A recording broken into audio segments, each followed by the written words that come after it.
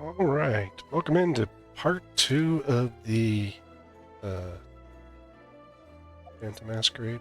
No, Masquerade of the Guilty. Phantom of the Opera, also known as our weird, our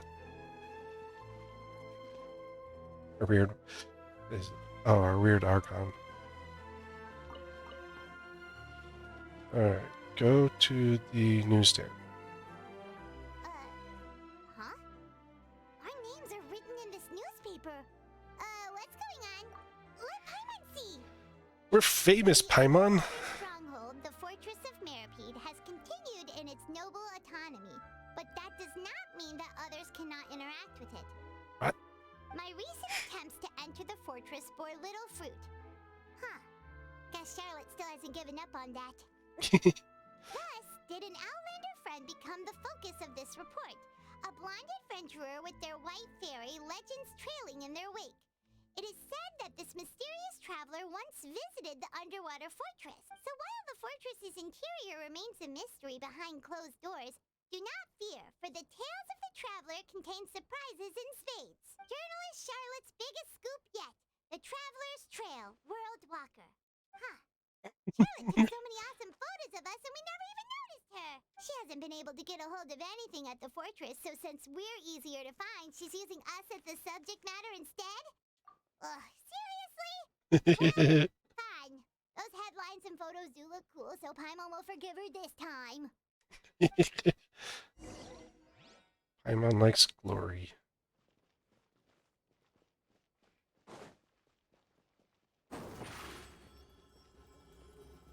Over here.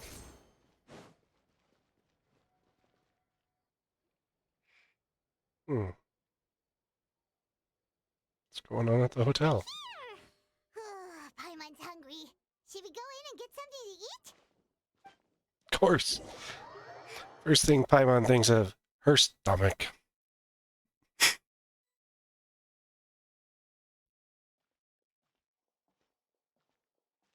It's a little empty. Hey, quick! Look! That's the limited edition only 16 slices a day cake! It was so delicious the last time we tried it! Despite the tense situation we were in, let's give it another go! I'm sure it'll be great! One slice of cake, please.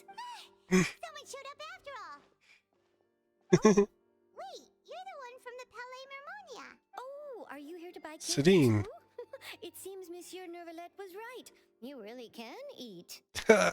Did I really say something like that? Yes, Paimon, you can really eat. That's right. Even he has his own preferences when it comes to food.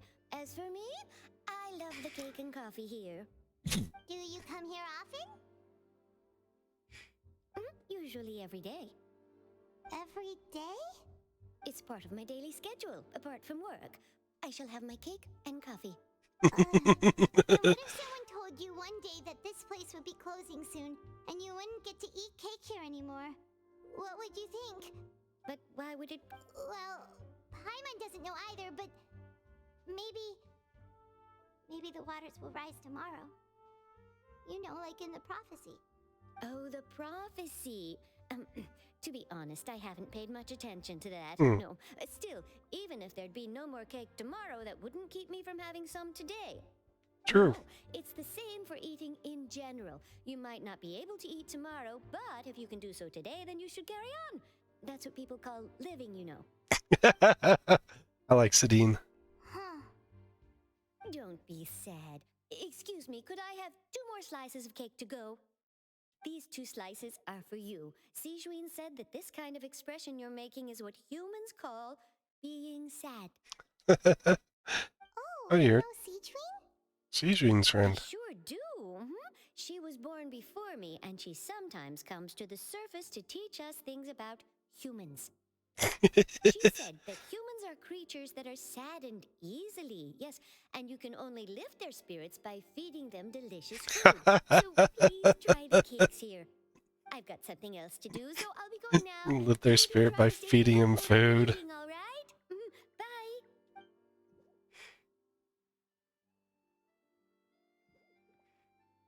there she goes. All right, let's dig in. I'm unsure this cake will be delicious. You don't let More Paimon delicious eat your than cake. last time. And the flavor gets even better with a sip of tea. It sure would be nice if we could come again tomorrow. Sure would be nice if we could always eat delicious food here. Paimon, what are you getting at? Sit. Stand. Just random places for you to sit. Hey, let's see if we can sit with these guys. Hi, folks. Don't mind me. Just the traveler.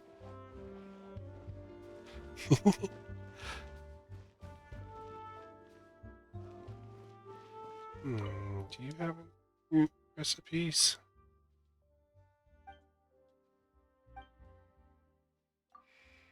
Performances.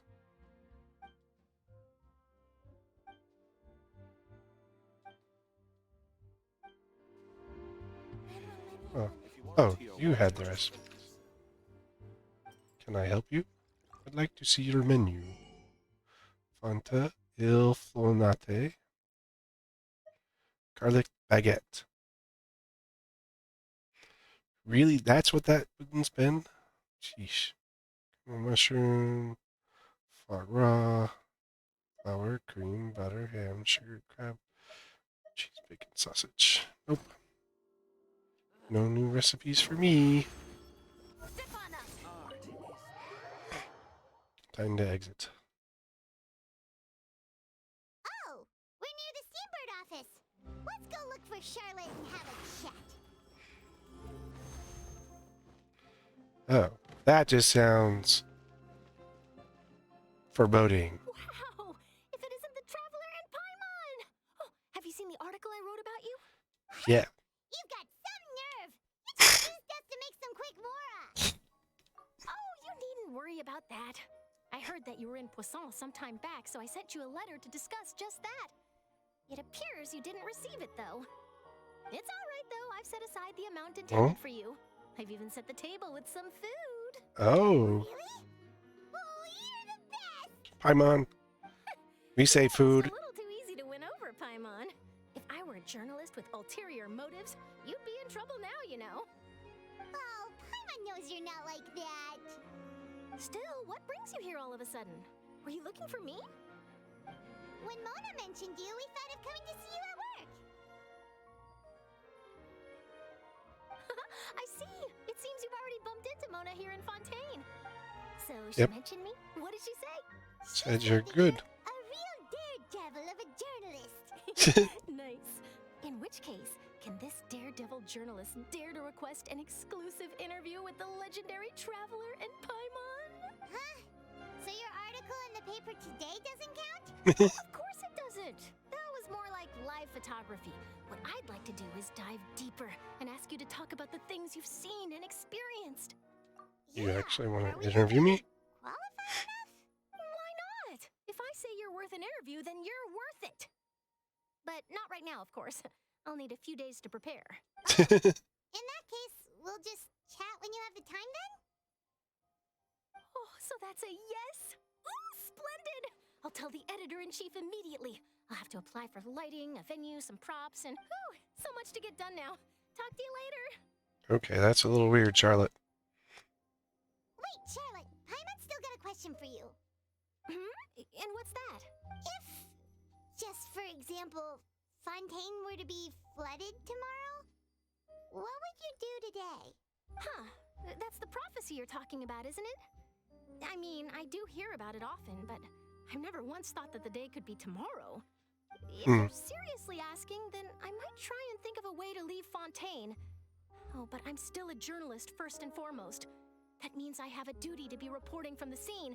And secondly, I wouldn't forsake my homeland that easily. From what I've seen, most people don't know what they'd do should the worst come to pass.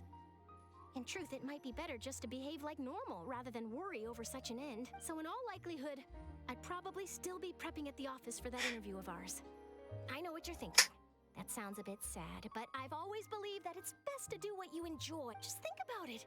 If this nation really were to be suddenly destroyed tomorrow, but I still successfully finish an exclusive interview with a truly unique person, then the story I would wind up writing would truly be timeless. And then do you know what I'd do?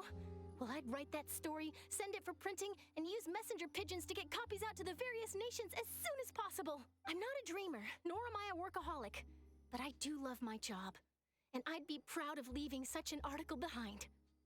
I guess you could say that I was born to be a journalist. But anyway, that's my answer. And on that note, I'll get back to my preparations. See, so the two people. So nice. All of a sudden, Paimon actually kinda envies her. Anyway, let's go and take a look at the sea, shall we? So the two people, Sadine and Charlotte, that we've talked to so far, choose to live for today. Sea breeze and scenery can be a pretty soothing combo, huh? Paimon's been thinking. Yo. If it wasn't Fontaine, but all of Tevat that would be destroyed tomorrow, where would we go and what would we do? No, Paimon should ask, if you could choose, what would you like to do? You could choose, huh? Consider. We've Let's always live been for today. moving to the next destination, so we haven't spent much time thinking about these kinds of things. We didn't have to either, with us always being on the road and whatnot. I like that. Until the moment comes, I think I'll keep journeying on. That kind of fits with the other two, Sadine and Charlotte's, what they've said. You mean, still traveling?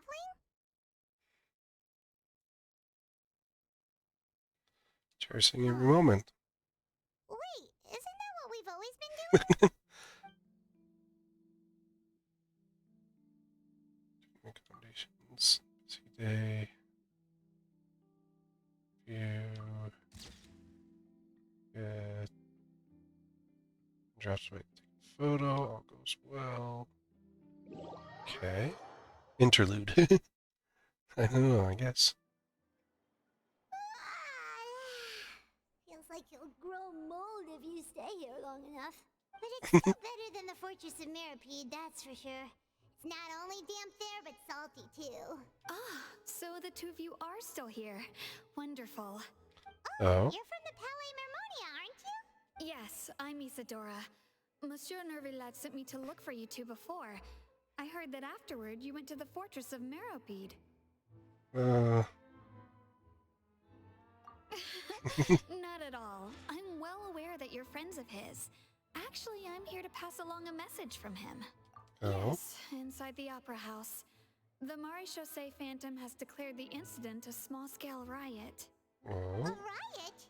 Well, that said, I don't personally think it was that serious. Lady Hmm? Furina was watching a performance at the Opera House, and while she was resting during an intermission, some other audience members suddenly started harassing her, Oh. loudly accusing her of doing nothing about the prophecy crisis. And before she could respond, others started to join in. The crowd continued to grow, and protests against the Hydro Archon started to break out. Ooh. People have started to put the blame on Furina. Guess they finally found an outlet for the pressure they've been under due to the prophecy. I agree. People will naturally rely on gods, as is customary. But the moment people feel threatened, gods are also the first to be blamed. So True. what happened after that? Is Furina okay? Seeing that the situation was spiraling out of control and that further argument was pointless, she claimed that she'd gotten tired of this and left in a hurry. The Maréchaussée Phantom Sounds had like their her. hands full maintaining order and did not catch where Lady Furina had gone. Only when things had stabilized did we realize that she had gone missing. What? You mean she's still missing? That's right. The Maréchaussée has dispatched many people to search for her, but we don't have any leads yet. That said, I don't think there's much to worry about. She is a god after all.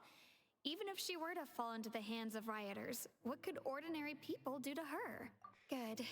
Interesting. Monsieur Nervillat sent me to tell you about the situation, but he didn't say anything else. Don't worry, this is more than enough to go on. Thanks for keeping us informed. Ah, is that so? Well, all right then. In that case, you two take care. I'll be heading back to the Palais now. Oh, their plan in motion. Sounds like we should hurry over to Poisson then. If we know Furina, she won't try to fix fix things in this situation. Instead, she'll look for a place to wait out the heat. And as we also know, she may be loud and dramatic, but she doesn't have a heart of stone. When Novelet was talking to her in the Palais Mermonia, and she heard about Poisson, she couldn't hide her sadness and remorse. It would be hard for her to ignore being accused by the public today. Paimon thinks Furina's probably taken the opportunity to slip away to Poisson and try to relieve the sense of guilt that she's feeling. Doubt it. Well, what do you think? Paimon knows the answer, of course, but Paimon can do the analysis to back it up, too. Cool, huh? In that case, there's not a moment to lose. Poisson? Reading too many detective novels, Paimon.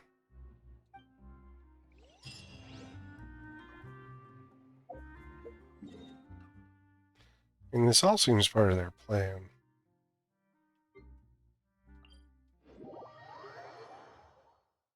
To trap Furina.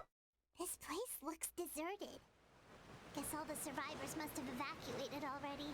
All that's left here are signs of devastation. I mean, the place was destroyed. Let's try to find her as soon as possible. They did have a earthquake and a giant flood. And Paimon's wondering why it looks so normal. So destroyed. Furina! That's Furina, right over there. She really is here all on her own. Shoosh. Should I just give up? This is all meaningless. What was meant to happen did happen after all. Everyone's dead. I'm sorry. I'm so sorry. Give up, Furina. There's no point in holding out. I'm sorry, but what can I even do other than to repeat meaningless apologies over and over? Who's that? Don't worry, Furina, it's just us. So it is you, blonde traveler from another land. Why, I almost thought you were someone from that mob of my ignorant subjects, come to kneel and beg for my forgiveness. Oh my word. Furina, you were crying just now, weren't you? The tear stains on your face are obvious. What do you mean, tear stains? Oh, I remember. The show at the Opera House earlier this morning was so moving. I'm still trying to process it. Yeah. Who did that uncivilized rabble think they were? Disturbing my enjoyment of the arts. They even Jeez. dare to tout their She's putting on an icon. act. I must teach them a lesson. I can just imagine their twisted and frustrated faces once they realize that I'm nowhere to be found. Oh, and I'm sure Novelet and those people from the Marish Chaussee Phantom are freaking out right next to them too.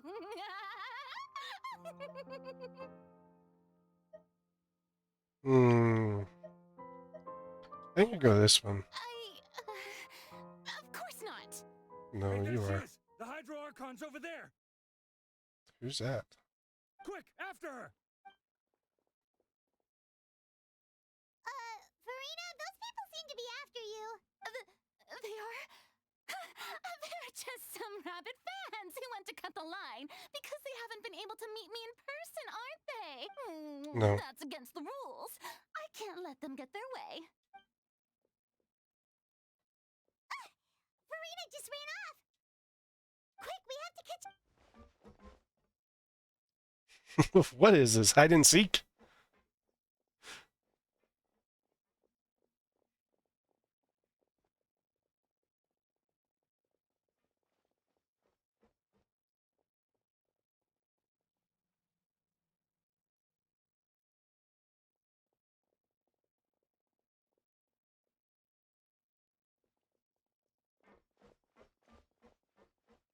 This should be the place, right? Hey, Furina! There's a good hiding spot over here. Quick, come to Paimon before the rest of them catch up to you. What? What is this place? Hurry, they're almost. Fine. I suppose haste is warranted. Lead the way. Spring the trap.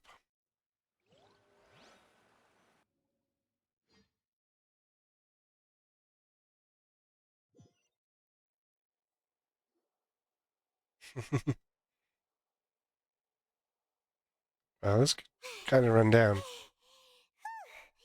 My one's exhausted.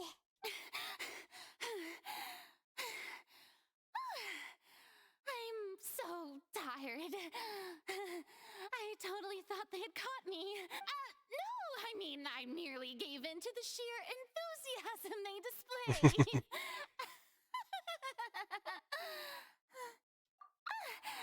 You're right.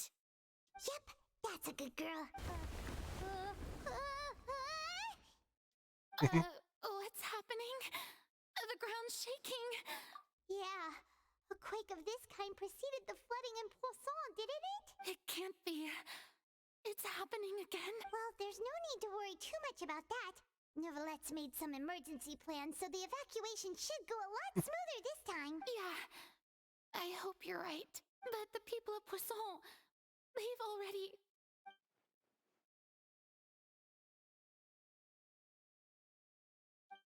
Stiff.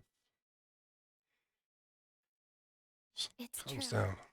I've been investigating the prophecy for hundreds of years. Wow, hundreds. I once had informants all over Tevat, searching for clues and feeding information back to me. I've tried all kinds of ways, too, to hold back the sea. Anything to keep the coastline from advancing. But all my efforts proved to be futile in the end. Really, the truth has been clear to me for a very long time. We cannot make an enemy of the divine. No matter what we do, the will of the heavenly principles will have its way, and the prophecy shall be fulfilled. Give up. I do love the sound of that phrase.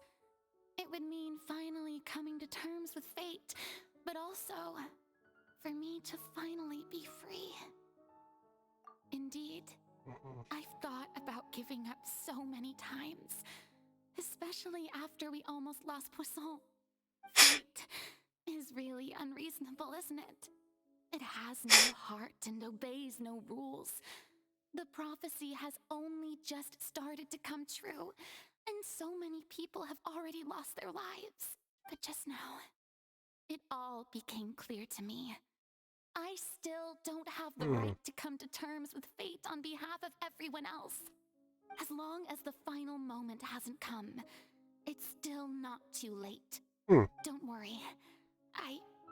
I will keep hope alive for everyone until the very end. Interesting. Well, that's enough for now. I got the impulse to play the stricken maiden, but honestly, considering my rank and station, that wasn't a good fit at all. Don't take any of what I just said seriously. How could I possibly let Fontaine fall to the whims of trivial prophecy? Paimon could have sworn you were actually being honest just now. Let's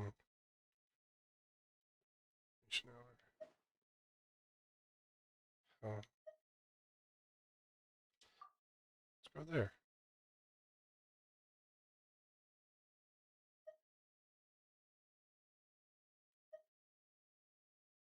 I don't know what you're keeping. Share my burden.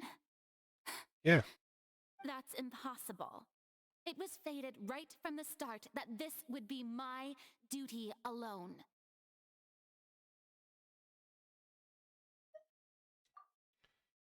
True. Call a witness. A witness? Yes. I've heard that you came to Tevat from beyond the stars, yes. In other words, you never belonged here. And if Tevat is, in its entirety, a show on a stage, then you're just a spectator, aren't you? If that's the case... Tell him.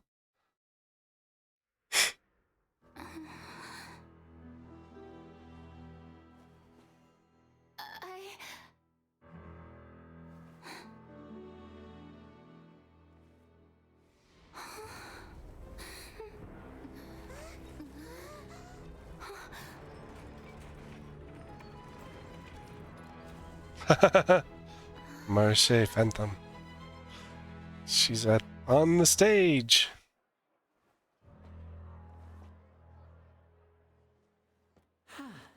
Lenny. So the first movement was them shifting that, but she didn't notice it actually moving. Gentlemen, this concludes my opening performance. Now, without further ado, we may proceed to the trial of our god. What? So, this is what it is. Yes, you deserve praise for the effort you took to raise the dramatic stakes. Do not forget, however, that I am Focalor, the god of justice, the embodiment of justice itself. Does it not strike you as even the least bit absurd to bring the very concept of justice to trial? May I interpret these words as your refusal to stand trial? In that case, Oh. you will have the opportunity to defend your honor through a duel. You would draw your blade against a god? Clarend. I see. It seems like you have made up your mind. What's she gonna do? She puts her hands up. Paimon can't believe it. She just surrendered. I believe it. What the heck is going on? Did I just see an Archon surrender to a human? Wow, how utterly humiliating. Whoa. Furina, what is the meaning of this? Shush. It would seem that there has been a misunderstanding. To be clear, the raising of both hands is not always an indication of surrender. Really? Looking for excuses again, huh? I raised my hands just now to indicate my acceptance of the trial. No duel shall be necessary. I will admit that I've been running away for a long time. I'm sorry, everyone. I was unable to protect the people of Poisson. It is my duty to stand trial for my crimes. You are not the only ones to be disappointed in me. I too. You're found guilty. Are you sitting to Maripede? Disappointed in myself. But now, it is time for the Hydro Archon to show you her courage and resolve. I, Furina, will use this trial to show the world the true meaning of justice. This time, I will protect you. Applaud and rejoice. One of the most outrageous and fantastical arcs known to the opera epiclese is now unfolding before your eyes. Mark my words. This shall be one of the most exhilarating and brilliant shows ever to grace the stage of Fontaine. The trial of the Hydro Archon, Focalor, will now begin! What the? Now we're making history! Why does it feel like Furina just took over the whole thing? Like, come on! Didn't she just get forced to stand trial for her crimes? Also, even though she's still acting super dramatic, she is taking this seriously this time, right? All right, then. Who will be my opponent in this trial? The court asks the prosecutor to please take the stand. Thank you. Is that so? Very well. Then please speak, witness of Tivat, my accuser and fated opponent.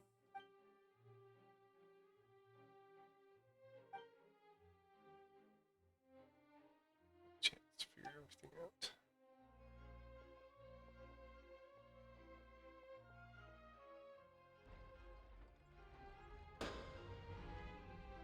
Also, please allow me to ask, as a final question before the trial begins. Just how much work did you do to force me onto this stage? Well, we did do a lot of prep after the meeting that day. I can go over the tasks assigned to the Spina di Rosula, since they were rather straightforward and easy. Navia, the president of the Spina di Rasula. Most of the people who participated in the disturbance this morning were my subordinates. They changed into plain clothes and came to the Opera House as regular audience members, waiting for the perfect opportunity to incite insurrection against you. The people's resentment against their Archon has been building as more and more of the prophecy is fulfilled. A spark was all we needed to turn smoldering anger into a flame. Moreover, according to our understanding and analysis of you, when something like that occurred, you would likely flee the scene and head to Poisson by yourself. So, we arranged for a second group to lie in wait there. So, you mean the ones who scoured the settlement for me were also from the Spina? And their goal was to force you to step into the giant magic box so you may personally participate in the greatest magic performance in all of Fontainian history. That's right. That house was a magic box, rather than someone's residence. As the super ultimate version of the setup that I used when I first performed at the Opera Epiclese, the volume of the box was increased by a whole order of magnitude, and the distance it traversed was the entire gap between Poisson and Araneas. Its cargo, of course, was an Archon instead of a human. My thanks, Furina. Without your help, we could never have pulled off such an extraordinary performance. You're welcome? Of course, this performance was only made possible with Father's support. The House of the Hearth spent a massive amount of labor in Mora to pull this off. We had to select a location, construct the giant magic box, dig a tunnel, and open up a path through the water. It was a lot of work for all of us. So, in other words, the earthquake that we felt within the giant magic box was just a normal tremor from the transportation of the whole house? That's right. It wasn't a sign of another disaster to come. We deceived you. Then, I can guess Nervilette and Cloran's parts. You gathered a crowd, prepared a stage, and made sure that the champion duelist would be immediately ready for a fight. Also that as soon as I appeared on the stage, the trial may commence without a hitch. Am I right? Yes, that is correct. Well, Clorand, I must commend you for your courage. Only the most outstanding champion duelist in all of Fontaine would accept a duel with an Archon without flinching. Thank you. As for you, traveler, I suppose your role was to keep me distracted with conversation once you found me in Poisson. You'd make sure that I didn't notice anything amiss before revealing yourself as my prosecutor once we'd arrived onto the stage. Oh?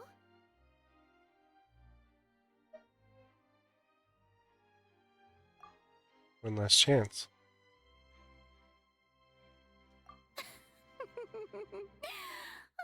Is that so?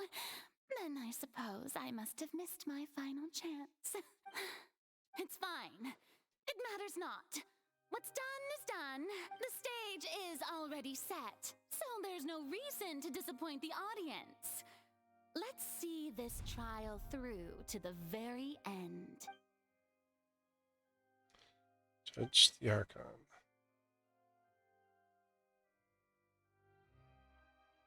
Madam Prosecutor, please allow me to pass this along.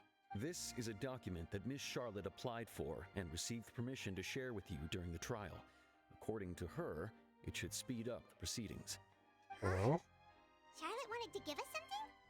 Oh, so she's here too! Hey, Charlotte! Oh, let Paimon see. Isn't this the exclusive interview that she did with us before? So she's already finished it, huh? Wait, then that means this document is a perfect timeline of everything that's happened ever since we stepped foot in Fontaine! So in other words, we can refer to this anthology of evidence every time we want to use something from our journey as evidence for an argument!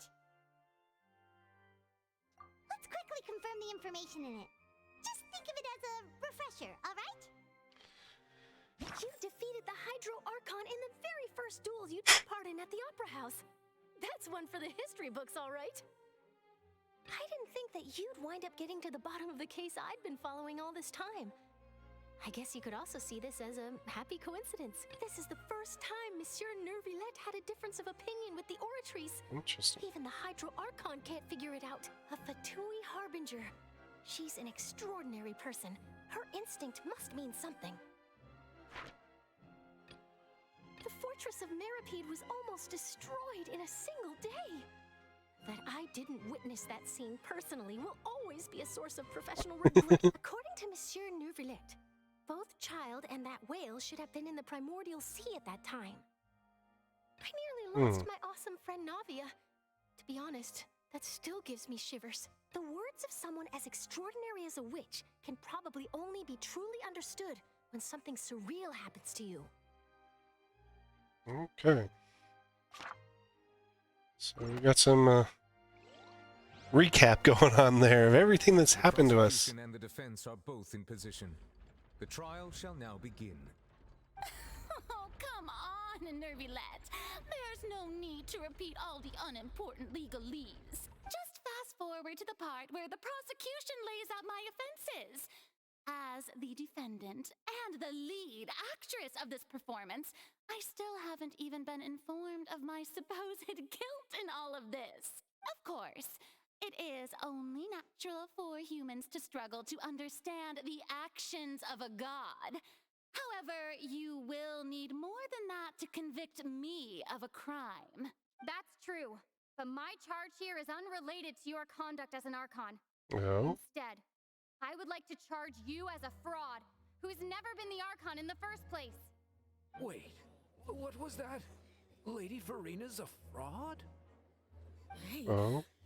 I came here thinking that we were going to try the Hydro Archon for forsaking her duty, but did I hear that right? She's not our Archon at all? Charge accepted. Ooh.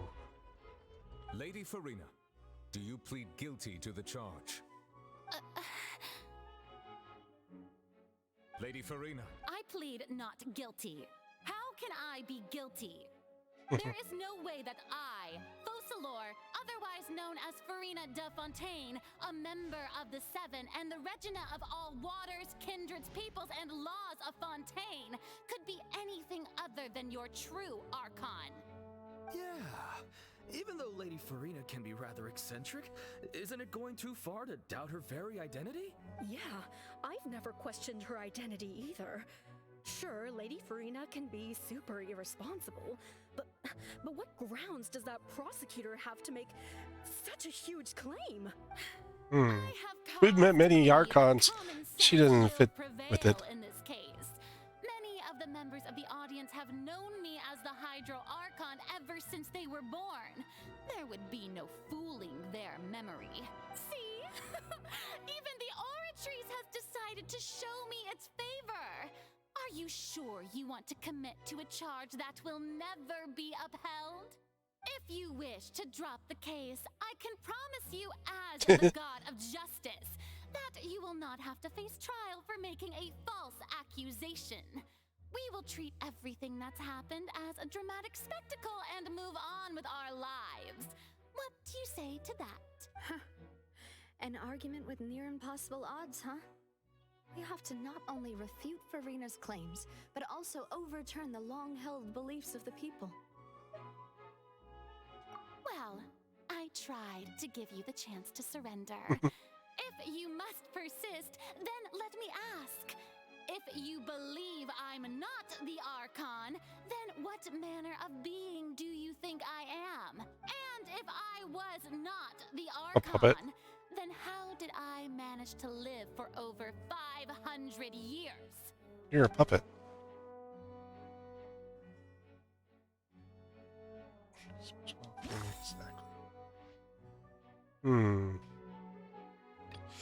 Meeting with the knave. We have the ruins. Tea time with N. That doesn't sound right. Paimon doesn't think this clue can be used. I think it's here. First of all, you may be a member of another long-lived race. which would allow you to naturally possess an extended lifespan.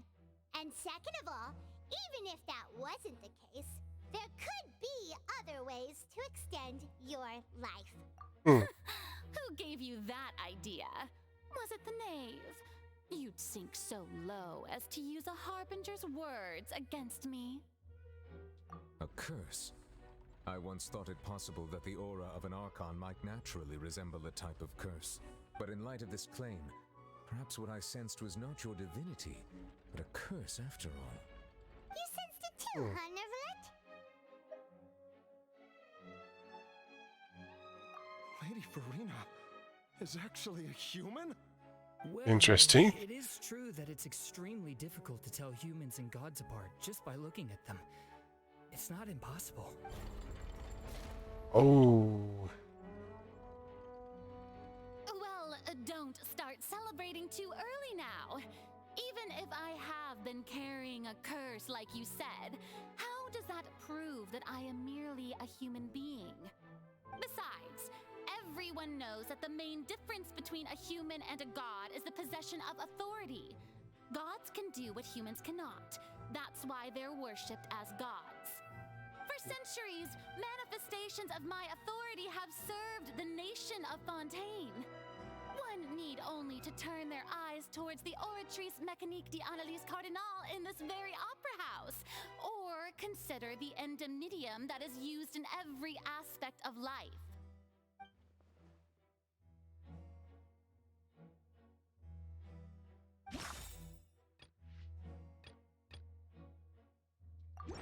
Oh, child's conviction. And there. You tried to reference the Oratrice, but weren't you as confused as all the rest of us when the Oratrice declared child to be guilty without any proof? Otherwise, you should have come up with a good explanation for that by now. Didn't I make myself clear at the time? The decisions of the gods are naturally difficult for humans to comprehend. There is no need to provide an explanation. Lady Furina, I believe a reminder of your current circumstances is in order. While the court is in session, the principles of justice and the law must come before all else. While you are an Archon, you are also first and foremost the defendant in this trial. You will prove yourself unable to defend against the prosecution's charges if you continue to withhold vital information against the rules of the court. I never thought you'd use that kind of rhetoric against me. That was no trick of rhetoric, Lady Furina. I've merely reiterated the rules of the court. Rules that all should respect and follow. Ooh. Dum dum dum. So, you neither knew why Child was declared guilty, nor did you understand the structure and operations of the Oratrice. Instead of having been created by you, the manifestations of authority you mentioned have been made by the real Hydro Archon, haven't they? Oh. The real Hydro Archon. Well, now you're really losing me. It is true that I did not know why the Oratrice gave out a guilty verdict that day. But the Oratrice handed out that verdict unilaterally, and it has been operating independently ever since it was first created. You can't argue that just because a divine creation is flawed, that the god behind it must also be no god at all. She's still throwing out all kinds of excuses. Seems like she's confident that we won't be able to produce proof that she has no power over the Oratrice. My power as an Archon. There are many ordinary citizens in the audience. How can I just carelessly demonstrate the formidable power of an Archon? If that poses a concern, I'm prepared to extend my protection to the audience. You don't need to go that far.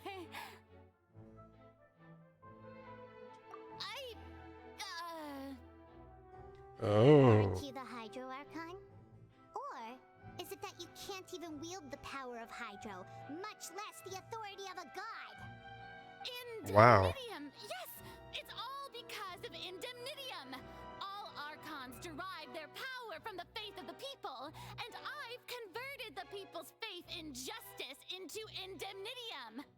Thus did I give up all of my divine power to provide everyone for their daily lives. Have you ever seen a more magnanimous god? Isn't that a huge stretch? Yeah, no matter how generous an Archon can be, how could they give up all their power? Can a god with no power even still be called a god? Ooh. It seems like nobody's buying Furina's excuse. Hey, come now, everyone. Please don't stare at me as if I was a liar. I'm still the same Furina you knew, right?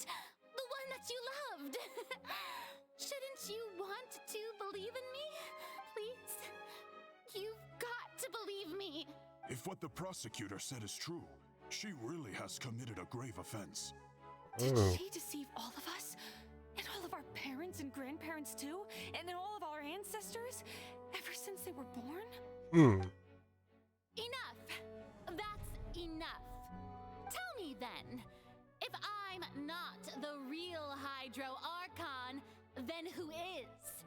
If you have no evidence of another Hydro Archon's existence, nor can you find anyone who can back up their claim to be such, then what grounds have you to say that I'm not actually the real deal?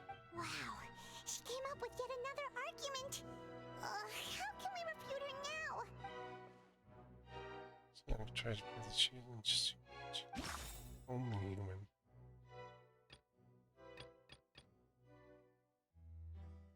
That's not. Can I get it? It's not yet.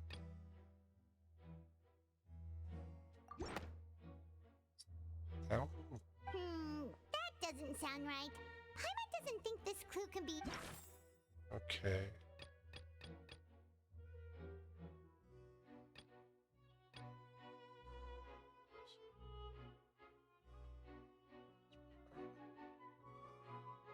I don't think that's the one.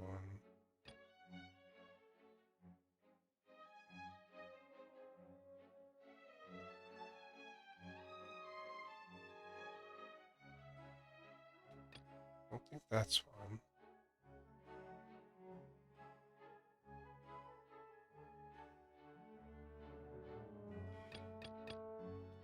It's either this one or this one. I'm not sure. Let's try this one. That doesn't sound... Okay, so the only one I got left is this. It has been established that all Fontainians can dissolve in water from the primordial sea. And that means... Since you insist on claiming to be a god and not a human, then there's a method that you can use right here and now to eliminate all suspicions of you being the latter. Miss Navi, please apply to serve as a temporary attorney for the prosecution before addressing the court. Though you act in partnership with the prosecutor, you must still adhere to proper procedure. Super sorry, Monsieur Chief Justice. I swear this really will be the last time that I'll speak out of turn. Now, I've brought some seawater from Poisson. As everyone knows, a massive flood struck the area not long ago, taking many lives, including those of some of my closest friends. So, Miss Furina, would you dare to touch some of this seawater? If we are to believe that you are indeed the real Hydro Archon, touching this seawater would have no effect on you. All it should do is strengthen your case.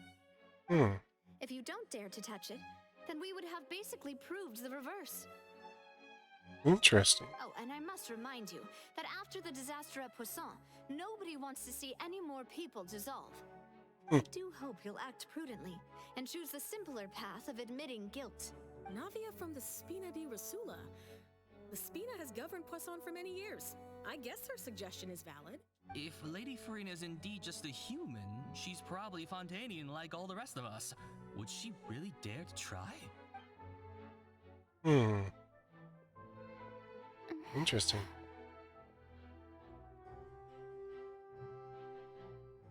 Lady Furina, this test has been unilaterally proposed by the prosecution.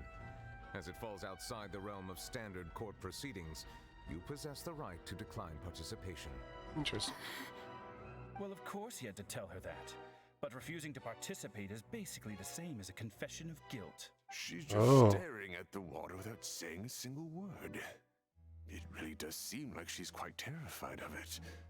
That could only mean... What's going on? Is Is she really planning to... that's not what we thought she would... Due to the inherent risk of the test, Lady Furina, you may...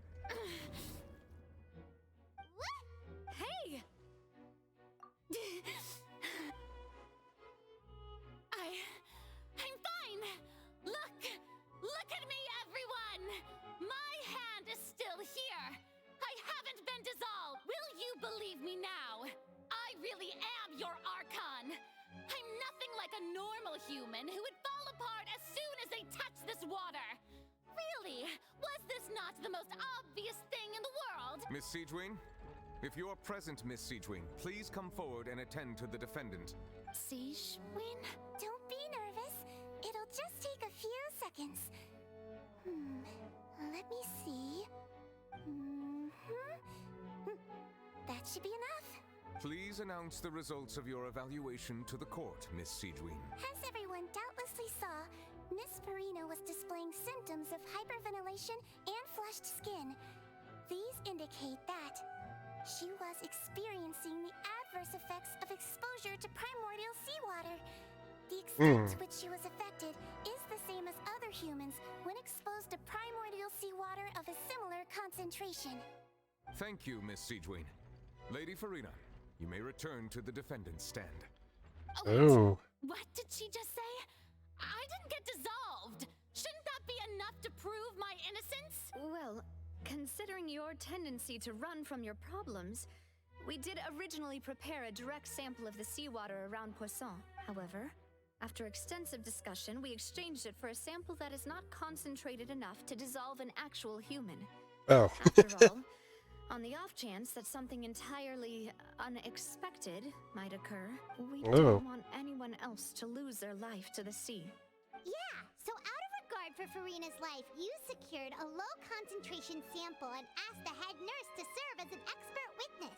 It's a great thing that the direct sample wasn't actually used. Furina could have... I can't believe... On the consequences. That's actually more important for her to keep her facade than to save her own life. Listen to me, everyone! Please don't give me such cold and disdainful looks! What happened just now didn't prove a single thing! Think about it! How can you conclusively prove that an Archon can't also be affected by the primordial seawater? Also, Because the prophecy. why would I dare to just put my hand in that kind of water?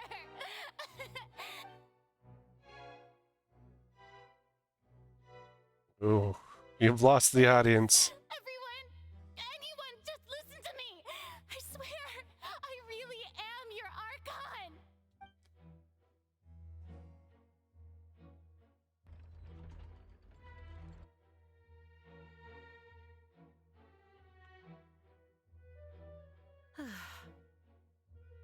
I don't think anything she says at this point will sway anyone. The odds are just too stacked against her now. With all the things that have been said, Paimon doesn't think there's any way left for Furina to win. I believe the time for arguments and presentation of evidence has come to an end. If there are no objections, we will move on to the final judgment.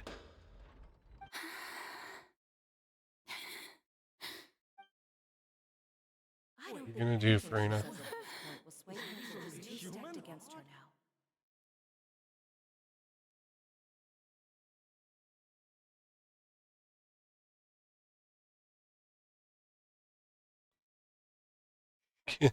It's like watching an old video. Chief Justice, I shall now render judgment on Furina's misrepresentation of herself as the Archon of Fontaine. As a human who knowingly deceived her fellow citizens, Furina is guilty. Whoa.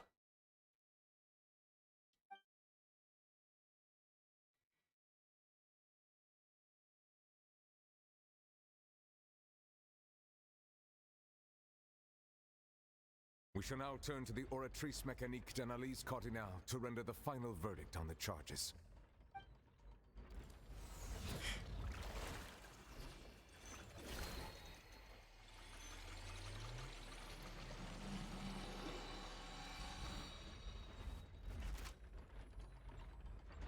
According to the judgment of the Oratrice Mécanique d'Analyse Cardinale, Furina is... Not guilty. Well, what's wrong? What's the Oratrice's verdict? No, the Oratrice also displays a guilty verdict. Oh! Isn't that correct then? However, the exact wording of the verdict is thus: the Hydro Archon, guilty, to be punished via the death sentence. Whoa. That's actually one of the available sentences? I've always thought that it was just a myth. The one and only time the death sentence has been handed out at the court, and it's been given to the very person we've worshipped as the god of justice? What an unexpected twist. Furina's been sentenced to death by the Oratrice? Whoa. We just wanted to use the trial to show her the seriousness of things so she'd tell us the truth. How did things escalate this quickly? This outcome is indeed quite strange. According to Fontaine's current definitions of justice, as well as its recommendations for criminal sentences, is this sentence really appropriate for the crimes that have been committed? Yeah! Even Fauché wasn't sentenced to death by the Oratrice. You know, the real evil mastermind behind the serial disappearances case. Indeed. Not only is Furina's sentence overly excessive, the very point of our trial today was also to prove that Furina has never been the Hydro Archon in the first place. But now, the Oratrice seems to have deliberately invoked the title of the Hydro Archon. What does this mean? I'm confused. Excuse me, if I may interrupt. Remine? The trial still going? Fremine! Oh, you finally made it. I assume this means you've completed your mission? Mm-hmm. Any mission Father assigns to me will always be top priority. Okay. Is that the first prophecy slate? That's the... Yeah. Huh. So the knave privately arranged for Fremine to try and find the missing slate. I looked everywhere and finally found it at the bottom of the sea. It took me a long time to get around some dangerous stretches of water. But has the trial already concluded? Then doesn't that mean I've come too late? Oh no. Father will be disappointed in me. Thank you This for is your interesting. hard work, Mr. Fremine. Please allow me to review the record left on the slate. Traveler, I believe that you have already seen the other existing slates, and would like you to come here and confirm their contents. Okay. Something's out of place here. What do you see? What is it?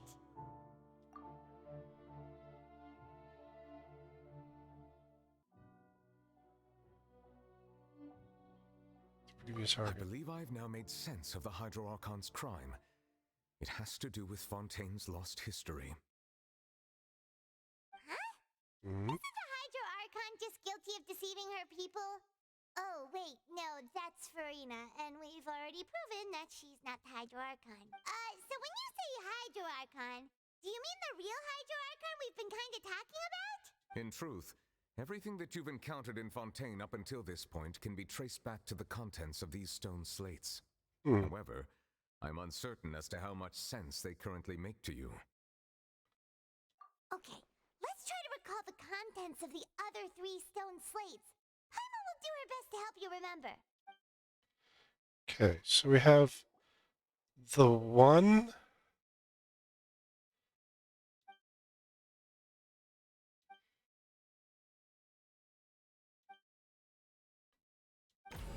Okay.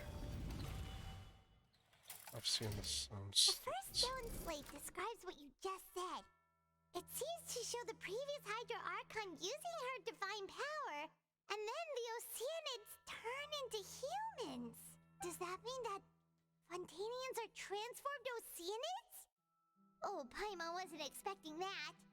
But if Oceanids can turn into humans, then perhaps this process... The second stone slate shows Celestia floating in the sky, and the Hydro Archon and her people worshipping it together. But the heavens still brought judgment down upon them. This must be the point when the Hydro Archon and the Fontainians were branded with their original sin. Does this mean that the original sin and the Hydro Archon sin are the same thing? The third slate shows the Hydro Archon seeking into the sea surrounded by many people. That reminds Paimon, didn't we also watch that happen to someone else? Well, the fourth slate is the prophecy the Fontainians have been talking about. People dissolving into the sea, the Hydro Archon crying on her throne, and so on. We didn't believe that such a crazy disaster could happen at first, did we? But after that incident, it was just a question of when and not if. So...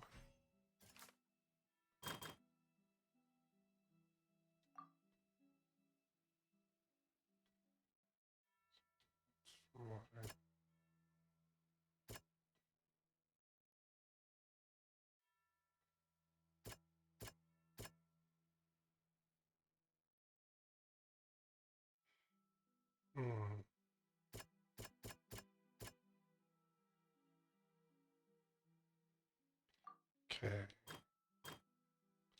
That's gonna go with this guy. We know from the case of the serial disappearances of young women that Fontainians can be dissolved in primordial seawater. And the first stone slate tells us that long ago, the Hydro Archon used her power to turn Oceanids into humans. This might be the reason that Fontainians can dissolve. They're turning into Oceanids. Okay. Alright, this is the original sin.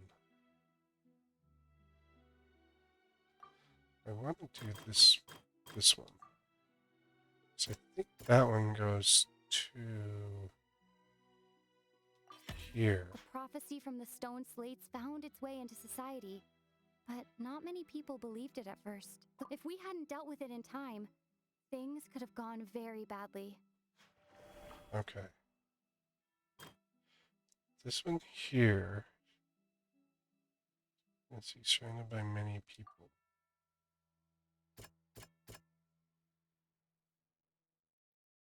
That's Navia's. It's not as simple as falling into the sea. When Navia fell into the sea, her consciousness was subjected to judgment. The stone slates show the people gathered around the Hydro Archon in the sea. Could that be alluding to the same thing? Okay. This one, I got hard drive. That's this one. Perhaps what is about to take place has all happened before. The true sin of the Hydro Archon that Nervilette mentioned, and the original sin cast down on the people of Fontaine by Celestia, as recorded on the stone slates. Yeah. They'll dissolve into the primordial sea but won't cease to exist. Their essence will flow in the seawater, converge, and take the form of an Oceanid. The Hydro Archon was sentenced to death in court, shocking everyone present. Perhaps this means that her sin was actually Fontaine's original sin. Navia fell into the water inside those ruins, and she nearly dissolved.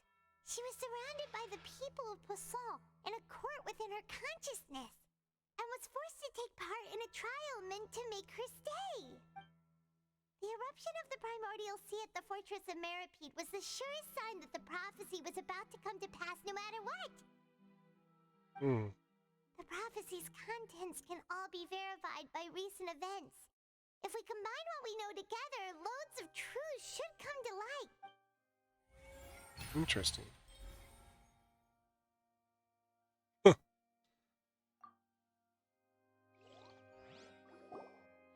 So what is Furina?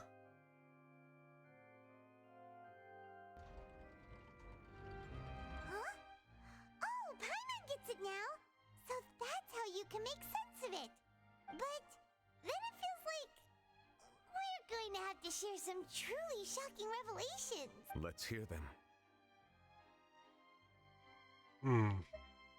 Incredible. Linny, did you hear that? We're not real humans. All Fontainians were originally created by the late previous Hydro Archon, with Oceanids as their basis. The evidence for that can be found in how only Fontainians could dissolve in primordial seawater, and how all the girls Vacher dissolved were also turned into Oceanids.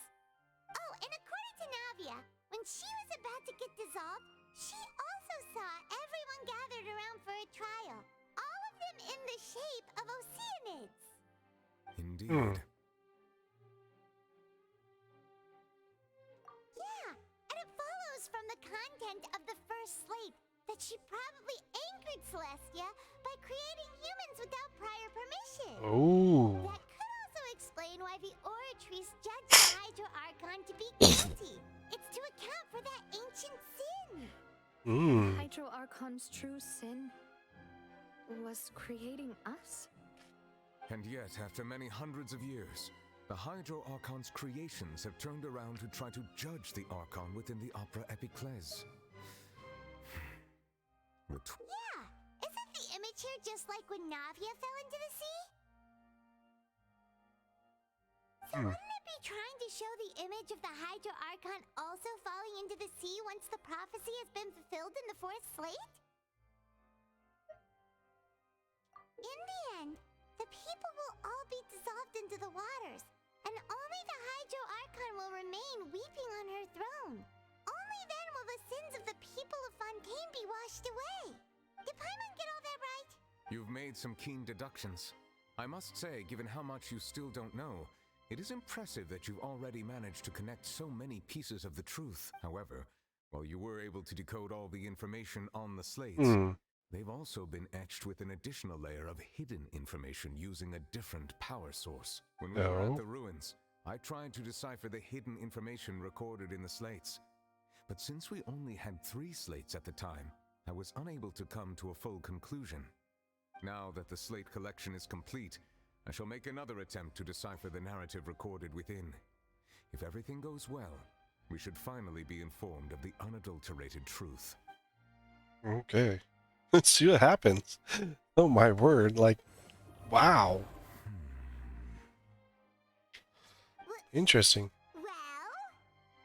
Did you get it?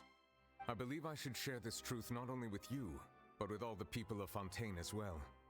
I will try to briefly summarize it for you. Okay.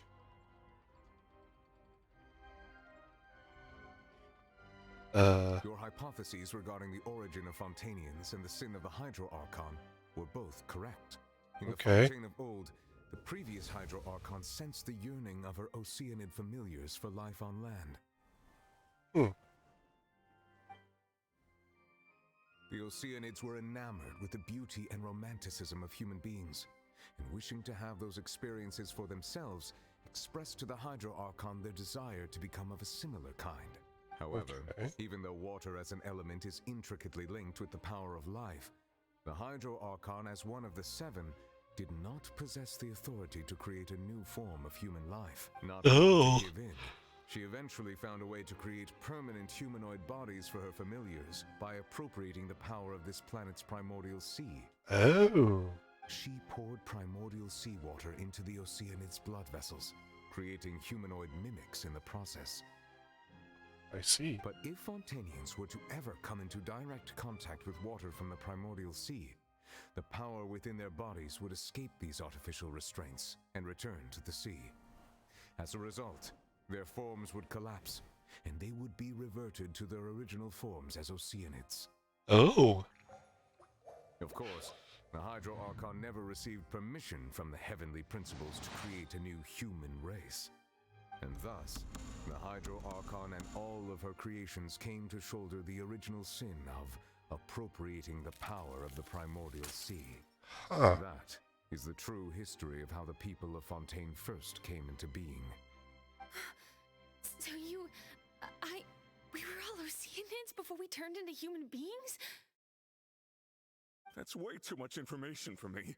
I think I'm just going to pretend that I never heard a single thing. Wait, but if that's the truth, we can't let the Hydro Archon be sentenced to death. After all, her only sin was creating us. This really might be too much information for your regular Fontainian, but it does answer a lot of our questions. Alas, your hypothesis regarding the third and fourth stone slates was inaccurate. Oh. The slates' respective positions are, in fact, correct. A key point of the visual on the third slate is how all the individuals depicted in the water are humans rather than Oceanids.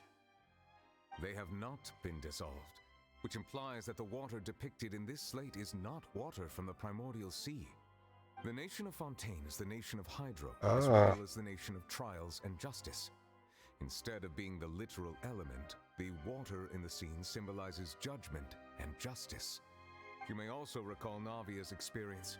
When she fell into the sea, her consciousness was surrounded by that of many others who intended to hold a trial to determine her fate. Therefore, the meaning of the third slate is that the people of Fontaine shall try the Hydro Archon at the Court of Justice. Yes, it refers to our present situation. I think I'm following now. So, what you're saying is, even though we decided to put on this trial to avoid fulfilling the prophecy, in truth, everything we've done has happened exactly as the prophecy foretold. So now, it seems, we're the ones making sure it comes true. Oh. What should we do? Huh. No matter what, the prophecy will be fulfilled. Is this what it feels like to be a prisoner of fate? Oh. But end. If that's the case, does that mean the scene in the fourth slate will also be fulfilled soon? Traveler, I would like to point out another small fallacy in your deductions. Okay. About the fourth slate. You probably thought that the eruption of primordial seawater beneath the fortress of Meripede served as the surest sign that the prophecy was about to come to pass, yes? However, I believe that rather than being a sure sign, that eruption could in fact only be a small warning of something far worse to come. What? As for the root cause of the catastrophe, I believe you've already encountered it once before. We have? The Abyss? This eruption was just a small warning of the things to come. We must find the root cause of the disaster. Okay. Alright. There. That's what it is. Dream and reality. The well. If we're talking about a true culprit, that could only be that thing inside the primordial sea, right? The truth, the original sin, the trial, and the root cause of the disaster.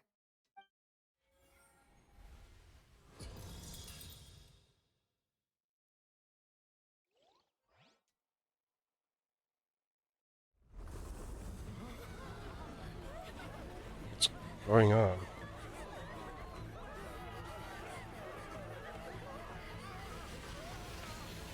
Oh my! It's the well!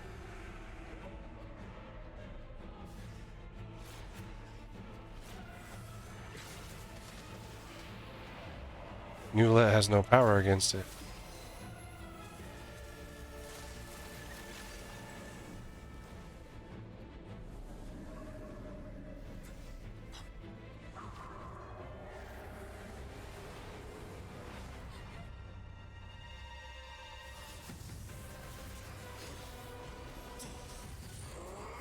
Oh, it's Child!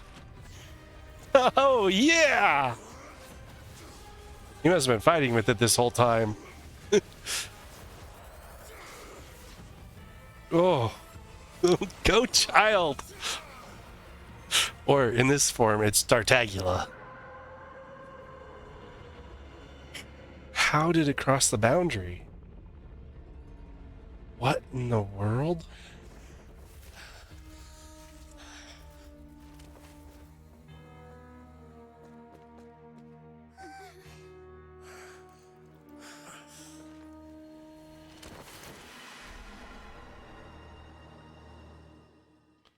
Holy cow. Oh my word, what in the world just happened? That was way too close! How did that thing just burst into the opera house?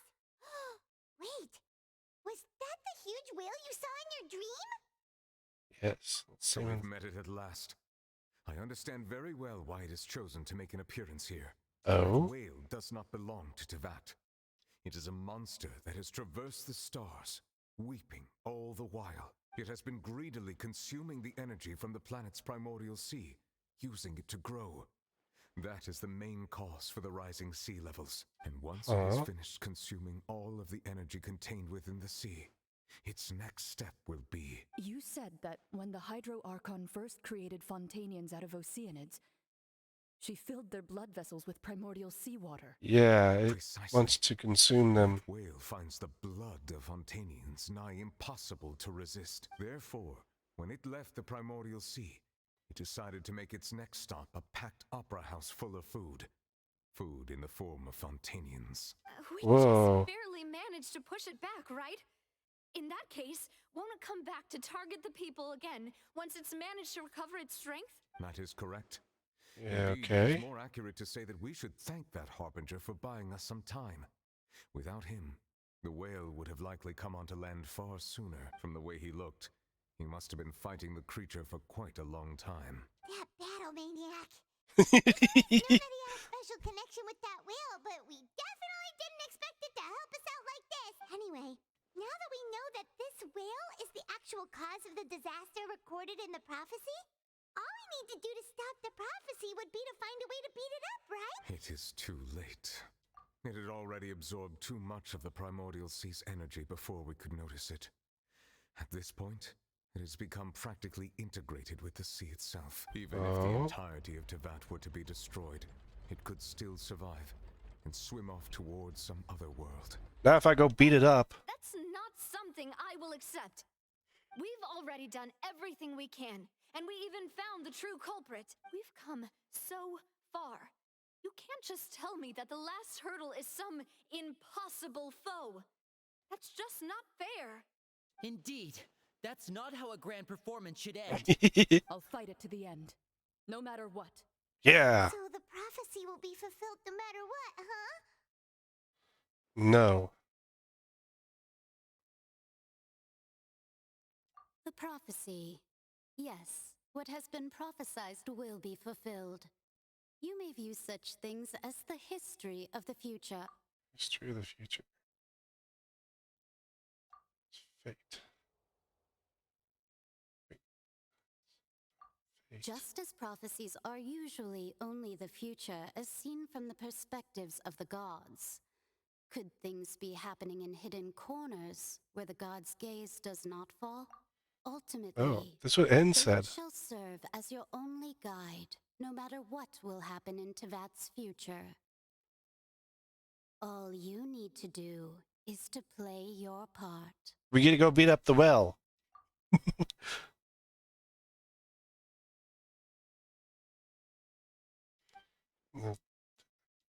Miss something? Fossilor, get down here.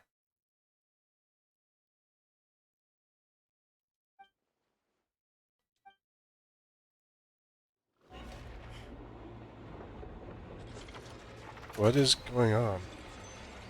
That's the... What's happening with the oratories? I was gonna say, what is it doing? It is preparing to carry out the death sentence.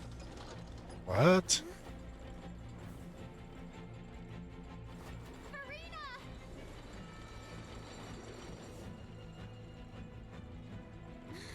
No, I still need answers.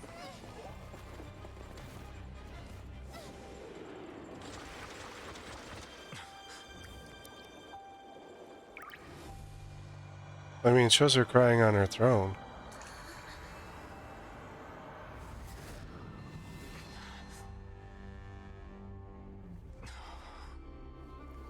What is this? What in the world? Holy cow, what happened?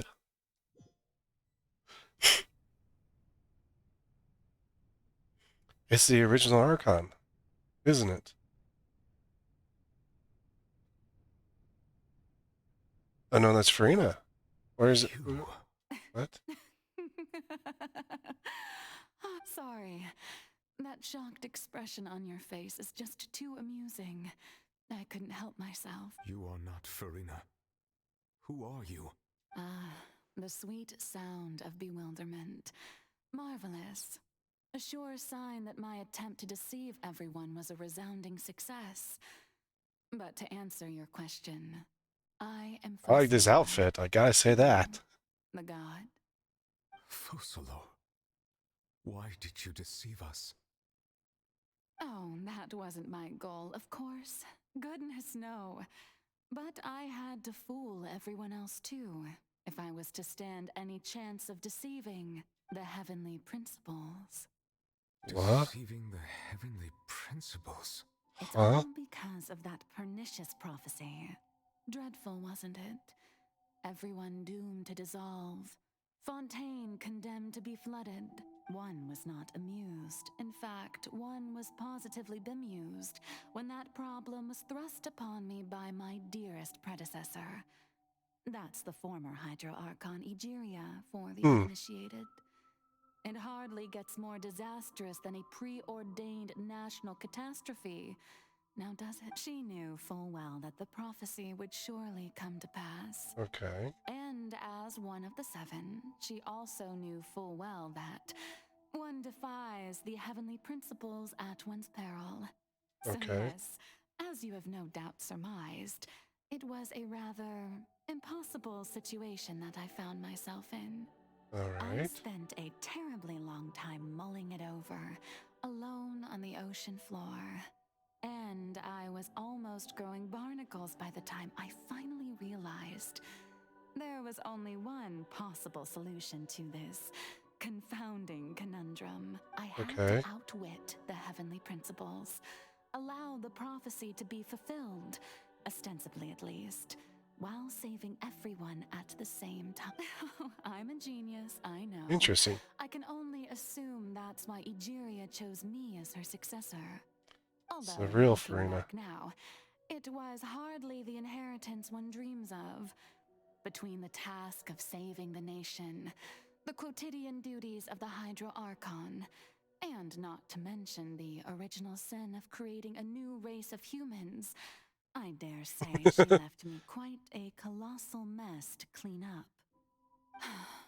But one can only play the hand one is dealt. I did not choose this, any more than I chose to be one of her Oceanid familiars. What? So you were also once one of the Oceanids, transformed into a human by Egeria's hand. Ah, that's why Yes, she was I was. infected. I always dreamed of becoming human. And I still do, even now. In my eyes, to be human is to be part of the greatest opera ever known.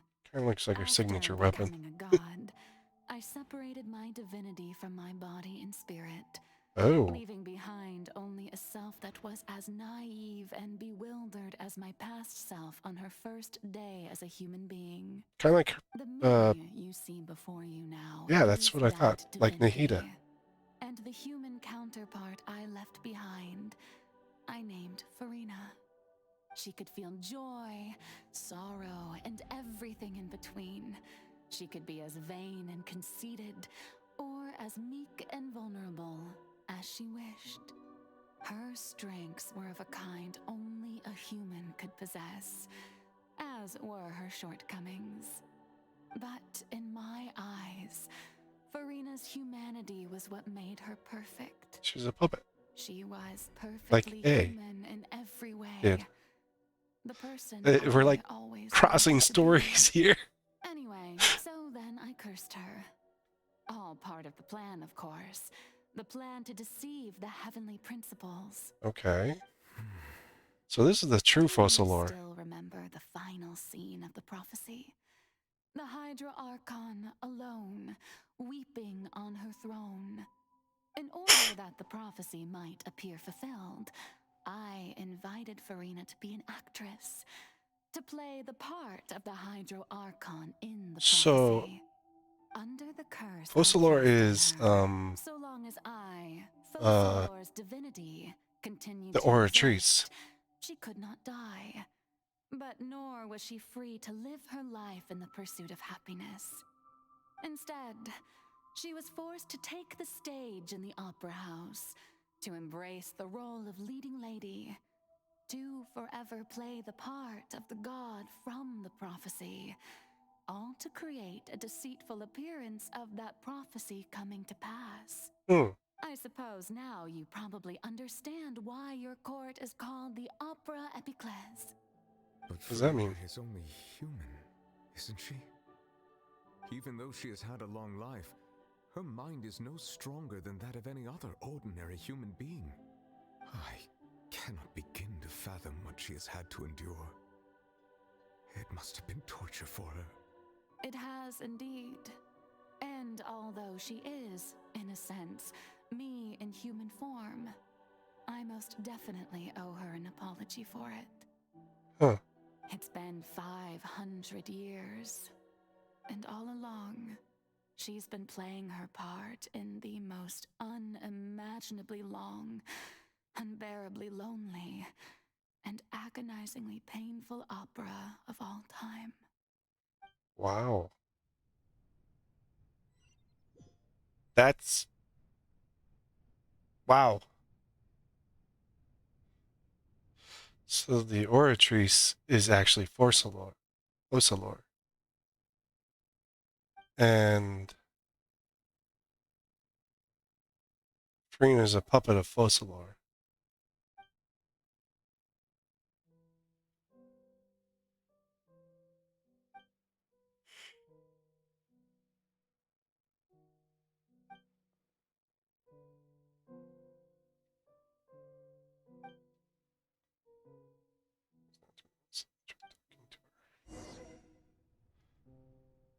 A puppet of Focalor. And I mean, so A has her puppet. So that's like A, what A did. And then suppressing the memories and everything like that is similar to what happened to Nahida. But I wonder how we're going to resolve this. Oh, who permitted you to come onto the stage? Now, I understand your admiration for my august self, but I must ask you to keep to the rules.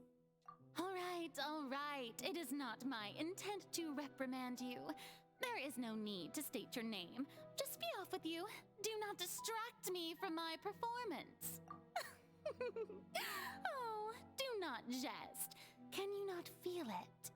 I am Focalor. The eyes of countless Fontainians are upon me.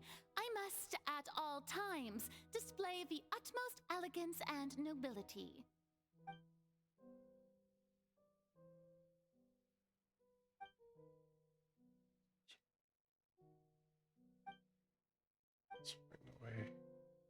So there's going to be something here on the stage or this. Okay, I did say something about turning off the spotlights. Dear audience, the performance is experiencing a technical difficulty, but worry not. The guards shall resolve it soon enough.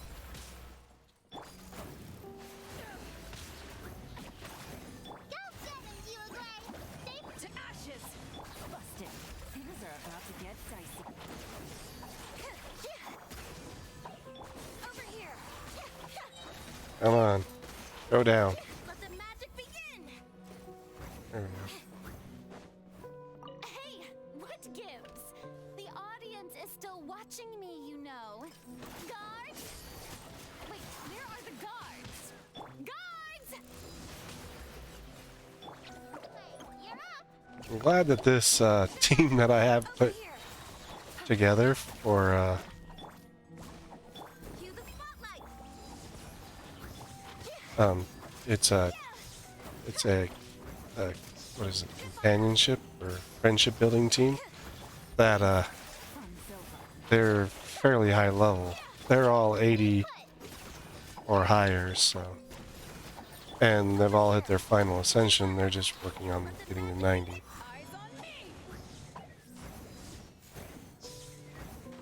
So I'm glad that I had this team set up on my stuff. This would not have been good if I'd used any other group.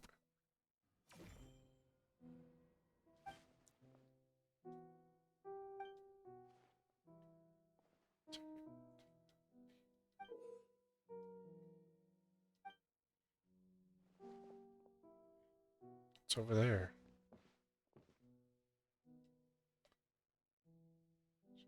Truly feel. Scene 1. Before a mirror. Furina. Okay,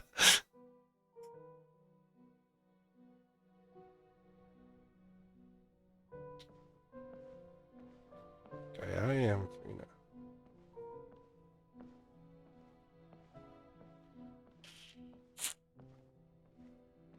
Will the two combine, Fossilor and Furina? Furina. Huh? Who's that? Who's calling me? Where are you? Be not nervous. Be not afraid. I am Fossilor. for you. Wait a moment. You're mirror me? How can this be? Mirror you, huh? You know what? That's not bad. Let's go with that. Mirror me. What do you wish to say? The prophecy. Have you heard of it? What Okay. prophecy? Wait. I know. I think. I don't know why, but it's in my head somehow. The people Interesting. will all be dissolved into the waters, and only the Hydro Archon will remain, weeping on her throne. Only then will the sins of the people of Fontaine be washed away. Oh. Okay. Very good. You know it well. What's going on? I can't seem to remember anything clearly. The only thing I know for sure is this prophecy. Will it really come to pass? Yes, it will. And that is why I've come to you. Okay. Disaster will come to Fontaine sooner or later. Things will develop just as the prophecy declared. There is no escaping it. But doesn't that mean everyone will die? I'm a Fontainian just like them. Will I dissolve too? Oh, don't worry. Magical meetings exist in this world precisely to give people a chance to turn things around. It is the reason why you met me today. I will tell you how to save everyone, but you may have to suffer somewhat. Oh. So there's still hope after all. Goodness, you frightened me. You spoke so much and with so much certainty. As for the suffering, well, I will admit that the first thing that came to mind was, why do I have to be the one to suffer? But if the prophecy will come true, I'll also die anyway, right? So if I've already met you as my magical meeting in this world, if there were scales, with all the people of Fontaine on one side and my pain on the other, is it not obvious where the scales should tilt? You truly are the perfect human. My ideal. I suppose this would also be the justice that belongs to you. Oh. Don't worry, it's nothing. Listen well. Fontaine has just lost its Hydro Archon. I need you to play a role. That of the new Archon. Play Oh. as a god? That's right. You must begin a never-ending masquerade. You must never let anyone suspect your identity. If you can keep it up, then I shall have my way of defying this prophecy. But should your identity be revealed, then all hope will be lost. But how will I do this? A human assuming the role of a god without being exposed. Don't worry. What you must do is not to turn yourself into a real god. You simply need to play the role of a god as humans imagine them to be. Oh, this is probably Being like a human yourself, her original. I'm sure you already know what such an entity would be like. Remember, Your true challenge will not be pursuing divinity, but contending against humanity. I'm still not sure I understand, but This is how she first came to be, pretty much. So, how long am I going to have to play this role? To accomplish this mission, you will have to stay on the stage for many, many years. You will endure and not grow old until your task ends. Okay. But I promise you, all will eventually end in a magnificent and dramatic trial, and everyone will be saved. A trial? Interesting. How exciting. I'll be looking forward to it. Huh. So 500 years ago, this is the original discussion. Kinda.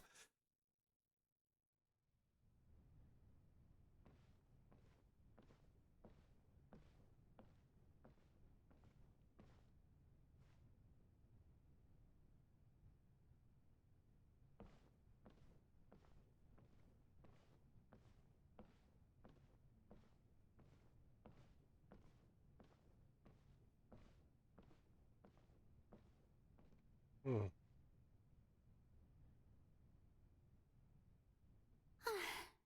The Maison Cardinalise has announced my accession, but this is my first time facing the people. What should I say to most appear like a god? To be honest, I still don't know. Perhaps I should first try to act natural. Ladies and gentlemen, Oh. good evening. Looking at her and history. Welcome to the Opera Epiclese. I'm sure you've all heard about how I have taken on the role of Hydro Archon.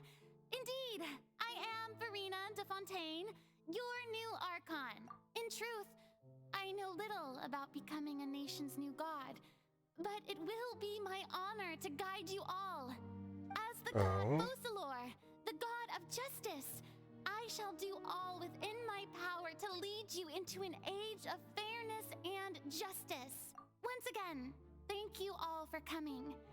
If you should have any questions or suggestions, please send them to the Maison Cardinalise. The future of Fontaine will require us to work together, after all. This should do it. I thought I might stammer, but thankfully, I was able to convey my thoughts just fine. Okay, and next. That's the new Hydro Archon. Is this some kind of joke by the Maison? I would have thought that a being that surpasses humanity would be a bit more assertive. Hey, did you hear that? She told us to send her suggestions there at the end. Shouldn't gods be all-powerful? She's being so modest. What's the difference between her and an ordinary person, then? If you ask me, perhaps the succession didn't actually happen. She might just be a Maison-backed puppet. Wait, what's going on? Why is everyone suspecting me of being a fake? Oh, this is bad. If I get exposed here, there'll be no saving the people from the prophecy. Right. Mirmi said that I just need to play the role of a god as humans imagine them to be. Calm down, Furina. Think. What do the people want? How would they imagine a god to speak and act? Assertive, with a strong sense of presence. One who can dispel all doubt. That is the character I'm fated to play.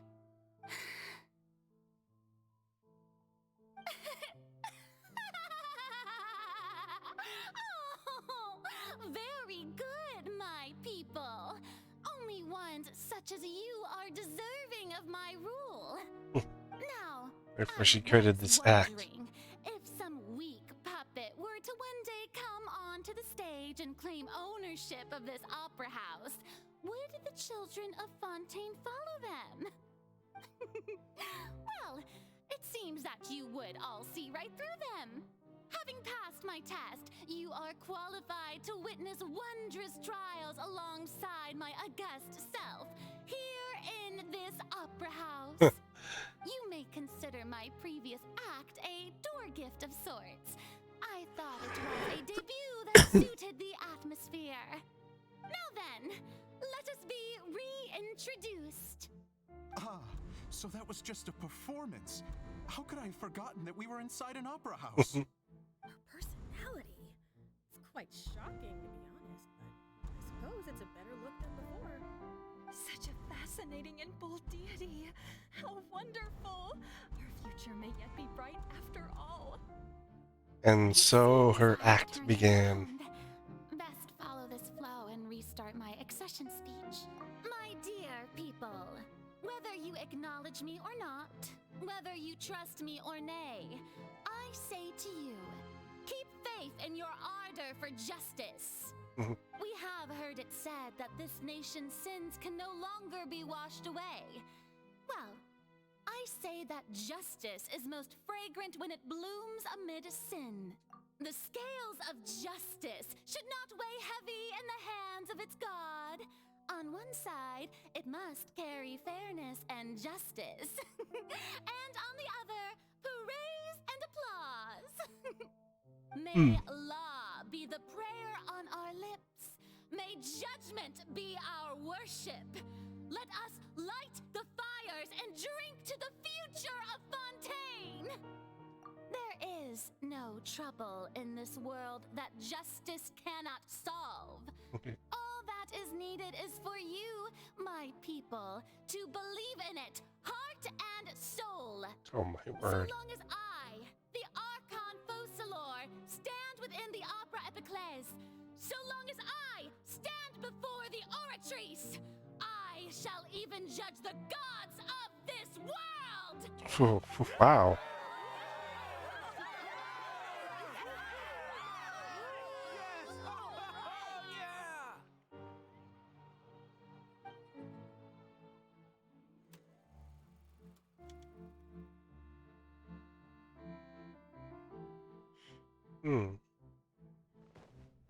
It's very interesting, all the information that they've presented out, and everything about Furina and what's occurred.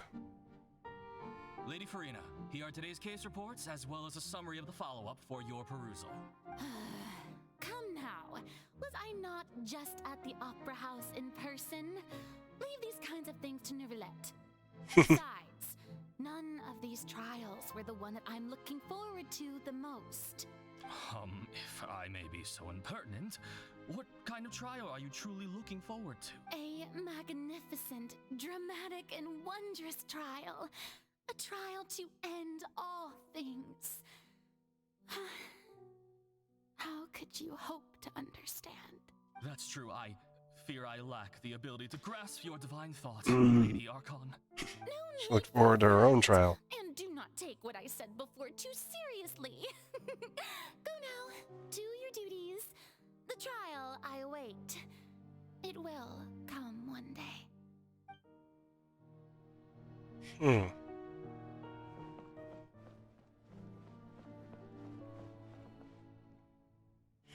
But the knave saw through the act. I don't know what to say. Thank you for agreeing to see me. No need to thank me. Or rather, thank your own sense of perseverance instead. Long have you stood in line to meet me, have you not? Oh, I'm afraid that's just an inevitable consequence of my divine charm. All right, Deoteria, is it? How is your son's illness? You remembered me, and you knew of my family too. He is doing much better now. In fact, he is far more of an ardent believer than I.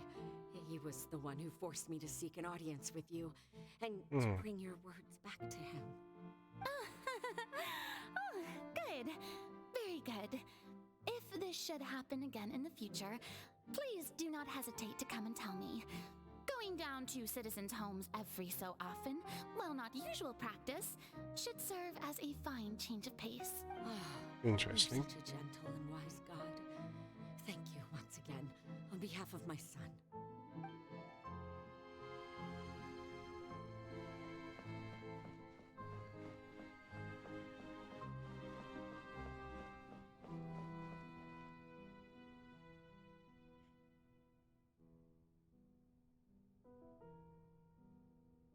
Lady Furina, here are the latest hydrological reports. As for the specific parameters you asked to take note of, I'm afraid things still don't look good. I see. It's as I thought then. As your god, I did already expect this, but I wanted to see how far your human wisdom would allow you to analyze it. All manner of signs indicate that the prophecy will still come to pass. Forget it.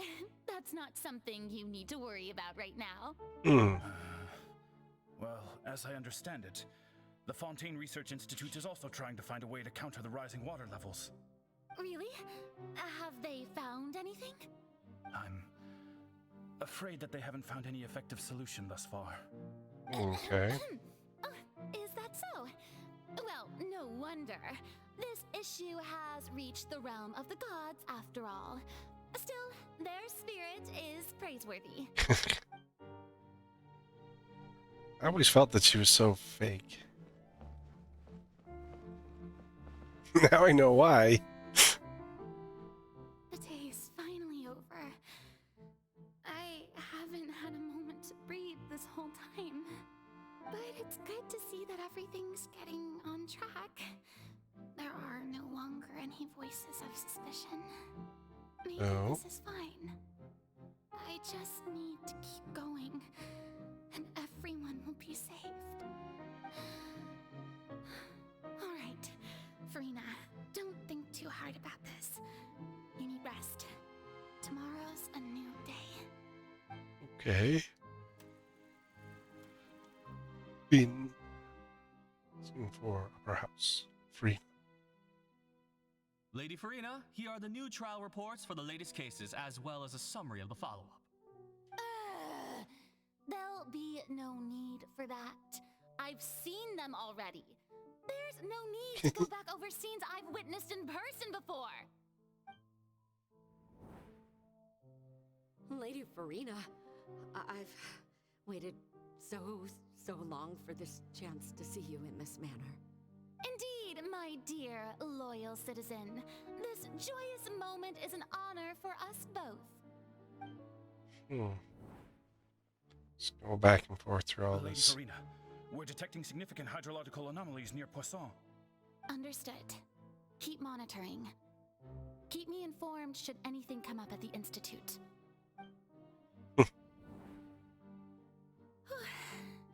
I don't think I let anything slip today. I must show the people that there is nothing to worry about. I just don't know when these days will end. Oh, because she's just a human. Exhausted. Best to rest early today, too.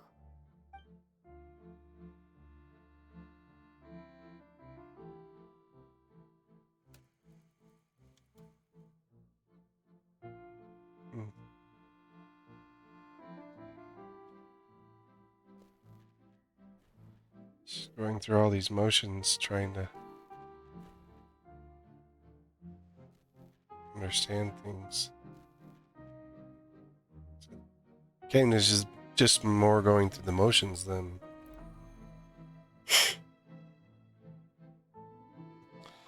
1,000. Lady Furina, it's 100, 800. like a dream being able to speak with you. 182,376. The first member of our family who was honored to receive an audience with you was Madame Deoteria, almost 20 generations ago. And what a fine family yours is indeed. It brings me great joy to meet such a faithful believer, a descendant of a line most ardent. Surely you exaggerate, Lady Furina. My lady? What is it, good citizen? Oh, are you crying? Uh-huh. Really now? I didn't even notice. This must be the overflow of hydro from my person. Well, can't quite help being the god whose dominion is the waters, can I? No wonder. A manifestation of your power, then. Oh, Archon, I am honored to have witnessed it. Honored indeed.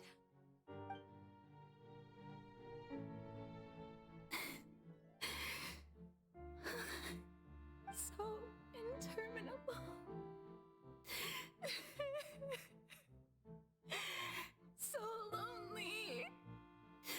Just how much longer? Hundreds of years must have passed by now.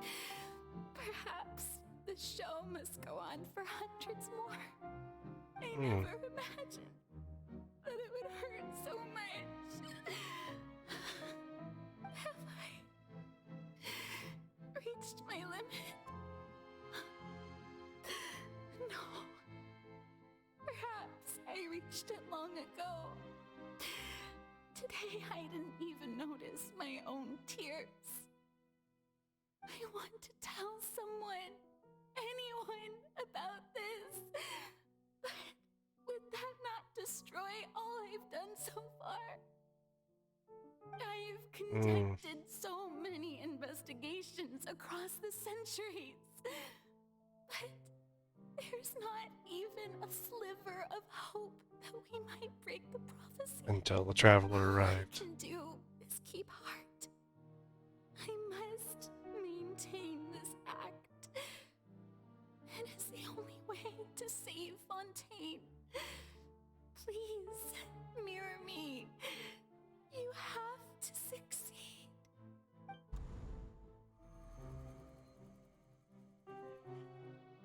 Traveler's arrival.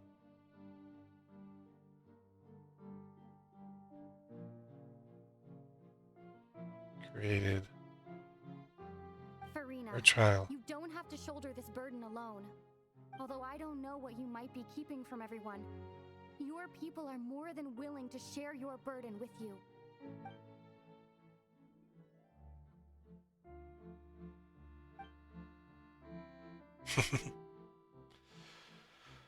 Share my burden. That's impossible. It was fated right from the start that this would be my duty alone. But even if your burden doesn't need to be shared, you can still choose to confide in someone. Just share it with me. I'm what you'd call a witness. A witness?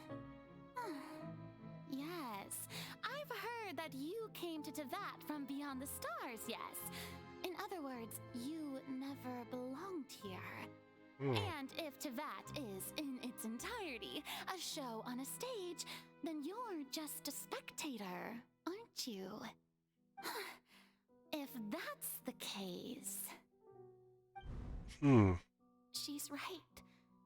I could confide in her, couldn't I? But if things don't play out as expected, the people of Fontaine will be the ones to pay the price. No, Furina. You shouldn't be selfish.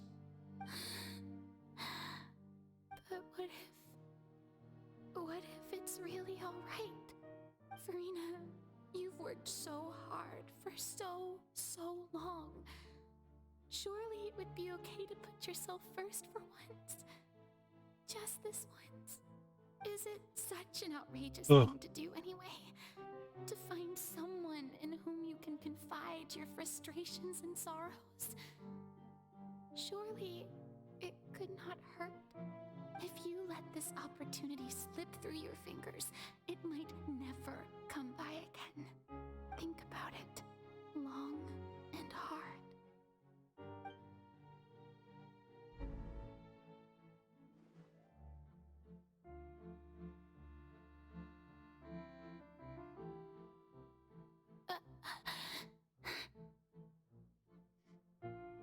No, I have nothing to say. I am Furina, the Archon of Fontaine. Everything will surely get better. All you need to do, dear spectator, is to witness my performance until the curtains fall. Oh.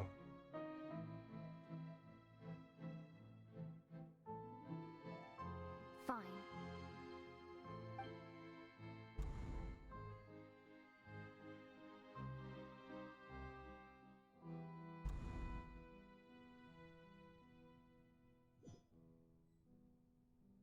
So even Furina doesn't know the truth? You've never once let her in on the full plan? Yes, it had to be done. To deceive the heavenly principles, you must first deceive yourself. Oh. She did very well.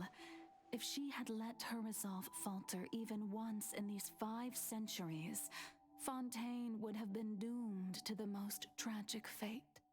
It seems that trusting humanity was the right decision after all.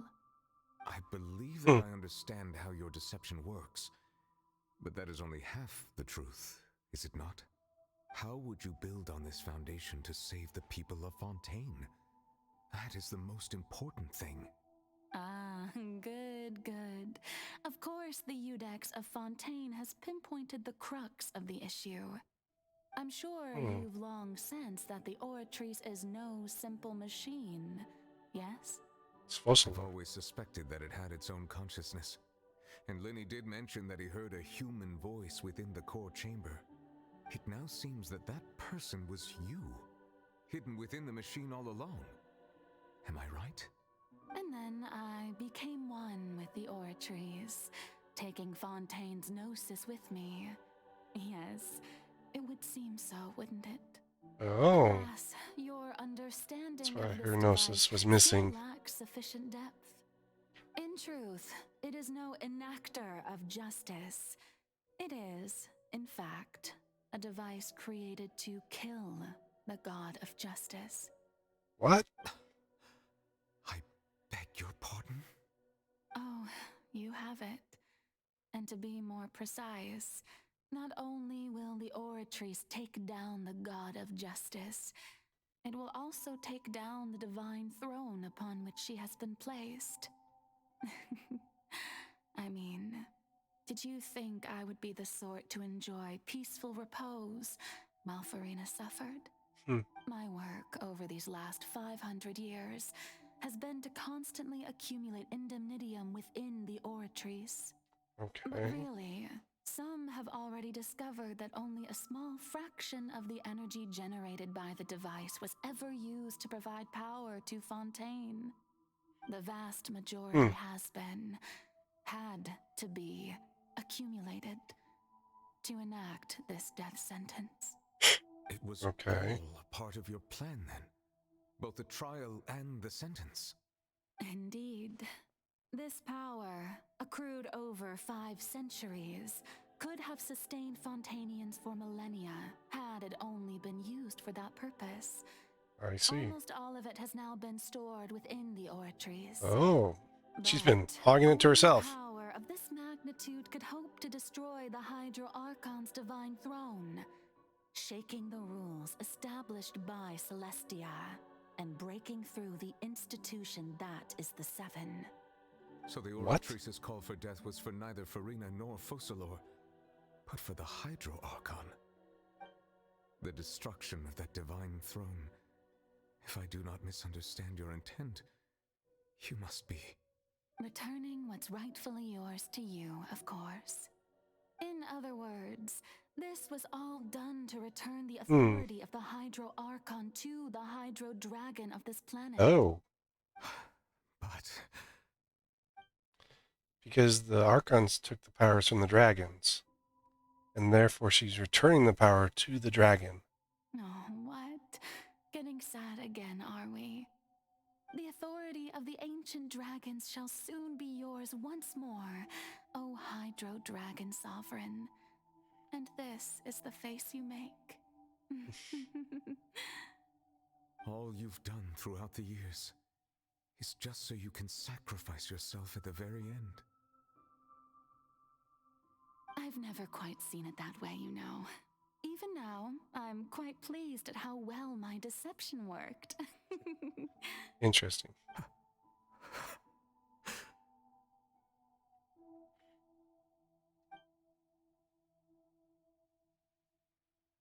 So what's going to happen? Hydro Dragon, don't cry. I must say, had it been within my rights, I would have loved to judge the heavenly principles themselves. Were they not guilty of essentially the same crime? Huh. Egeria stole the power of the primordial sea, and the heavenly principle stole the power you ancient dragons possessed. Oh. I, for my part, am the god of justice. And is it not just that your original powers should be returned to you? So the heavenly principles took them and gave them to the seven. I've always believed that justice lies in the process of pursuing human existence itself. So, Okay. if the theft of the primordial sea's might was Fontaine's original sin, then, leaving matters of procedural right and wrong aside, the descent of the Fontainians as humans and their right to exist in this world would be Fontaine's original justice. Huh. In other words, existence was Egeria's justice, and to me, justice is the continuation of that existence. Defying Whoa. the prophecy and ensuring that Fontaine's people shall live on, that should be the justice enthroned over all others. At this point, we, whether it be myself or all other Fontainians, have shouldered the burden of this sin for far too long. Judex Okay. Neuvillette, the highest judge in our land, when you regain your full power as an elemental sovereign, what verdict shall you pass upon us? So when I was invited to the court of Fontaine to serve as Judex, I see now that that was your idea too. Of course. At last, I now understand the true purpose behind this position. In the beginning, I was uninterested in human existence.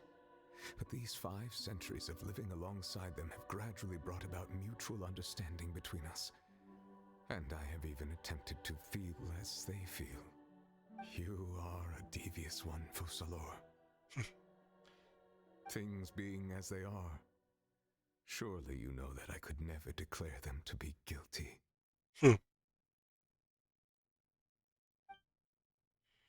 Interesting. So how do they enact this?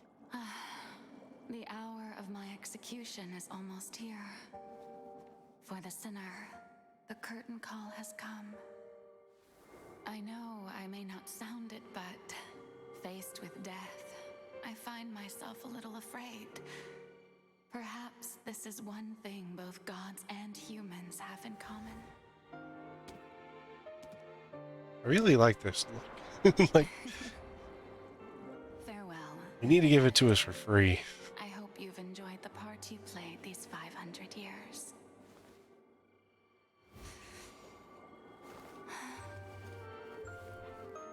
What the? She's getting dance off.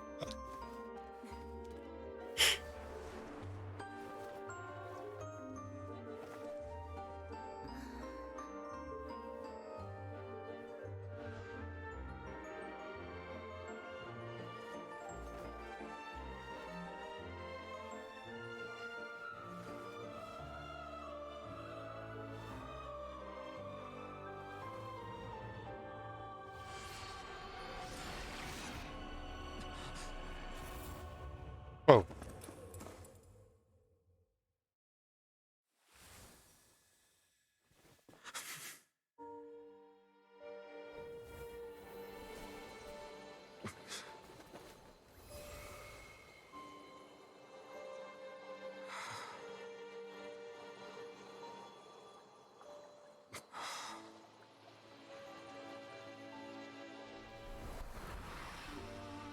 So the ancient power that was taken from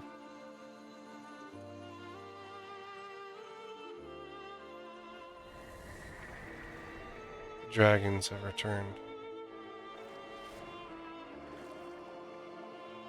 So please look at as a human, just as I wish to be.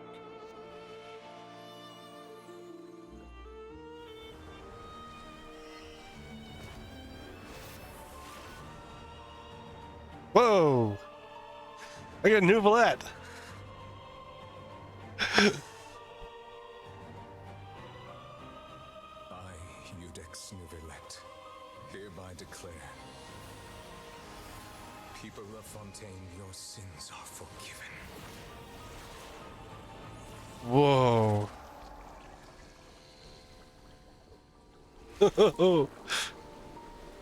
How did they go forward with the Fontaine story?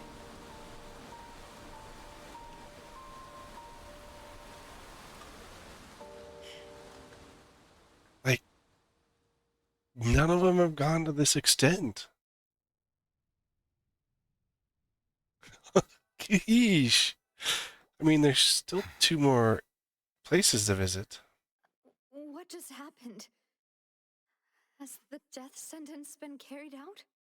Was that bright light some sort of misdirection? I have a feeling that something huge just happened. But since we're all still alive and haven't been dissolved, I assume whatever happened was good for us. It's time to end this. We must mete out punishment to that beast. Okay. Didn't you say just a moment ago that it can't be defeated? I have gained the strength sufficient to deal with it. Through certain means, I now have the ability to separate the power of the primordial sea from that creature. Oh. We should seize the opportunity to pursue our quarry. Traveler, now that the oratories can no longer function, I require an executor to help me mete out justice. Me? The root of the calamities befalling Fontaine. The beast that enacts the prophecy. Its name is the all-devouring narwhal. Come with me, traveler. The hour of execution has come. You got it, homie. Oh, yeah. We're going after the narwhal. Hopefully it gives me a chance to build a team. I don't know if it will. So I want to adjust my team.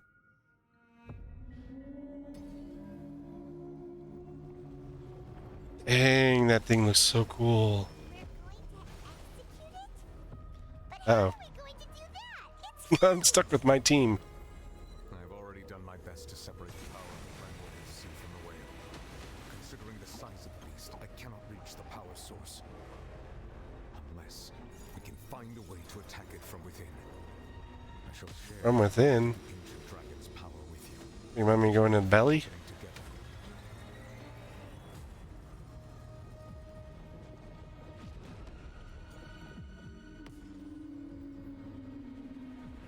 Okay, how do we fight this one?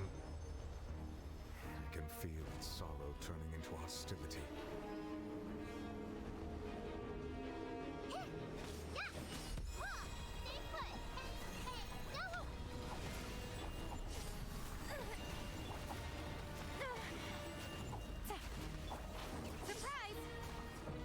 Okay.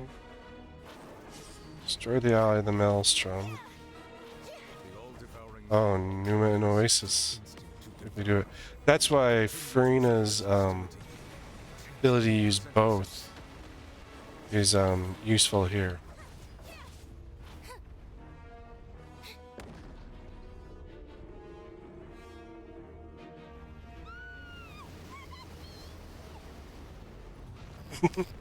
Okay. It's trippy.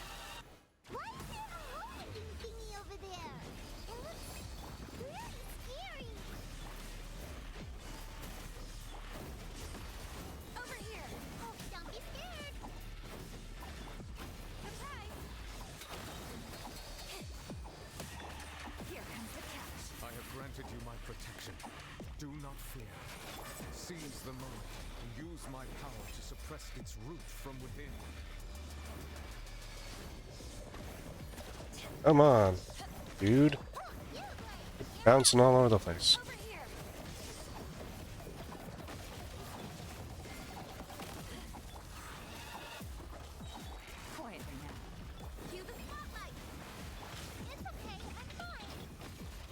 Manifest the authority of the ancient dragons. Witness the might of the primordial sea. Oh, come on.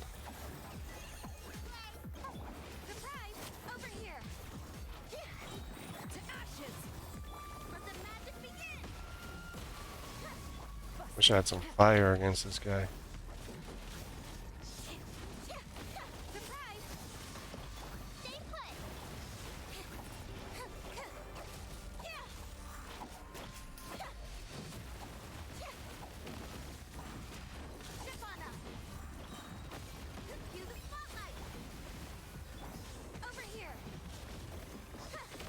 Come on.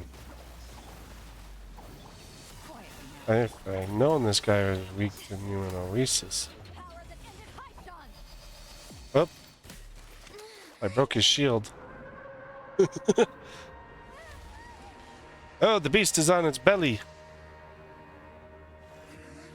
This is our cutscene piece between fights.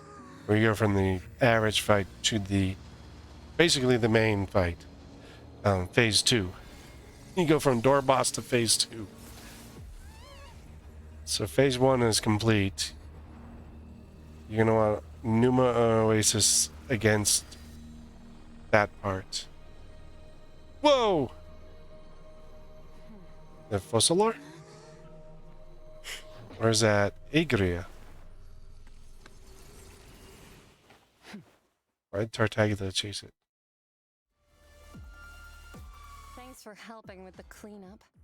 Should have been my job, but Oh my gosh.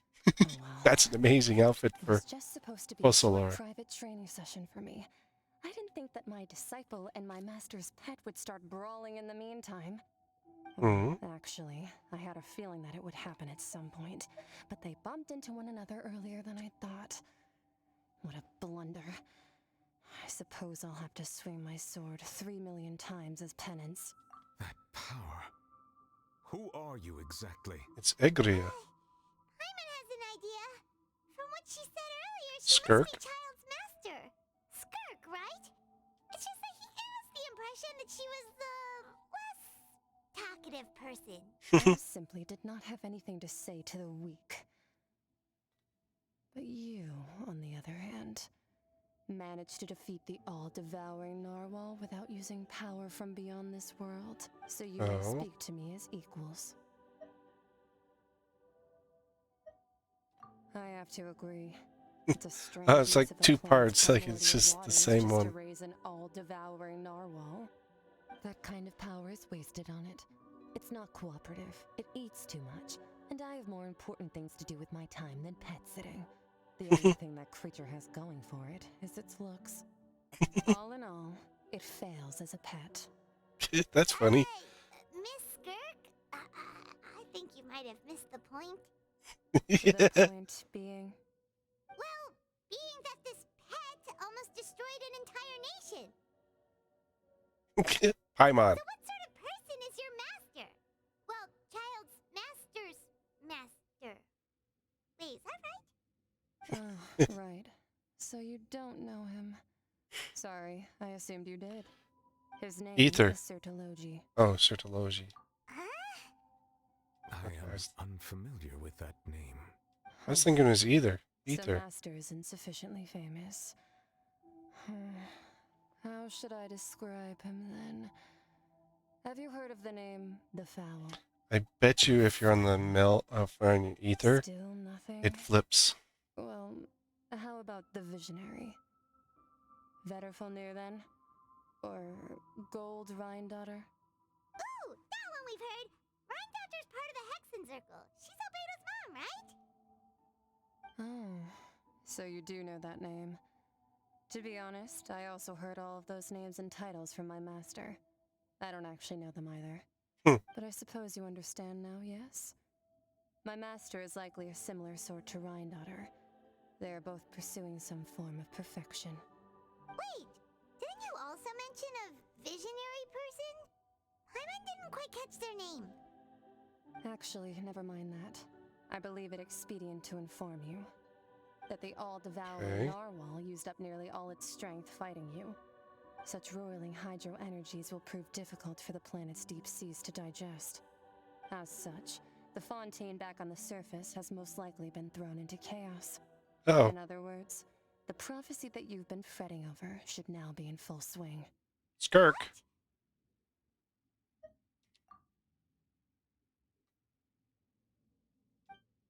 Not to worry. Fossilor has already managed to deceive the heavenly principles. Oh. In the end, the people will all be dissolved into the waters, and only Furina will remain, weeping on her throne.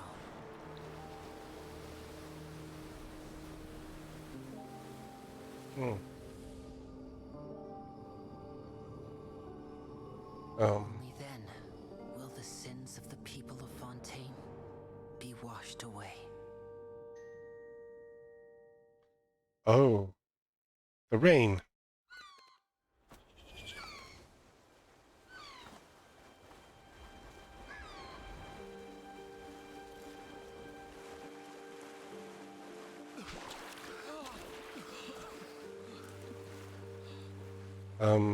Folks.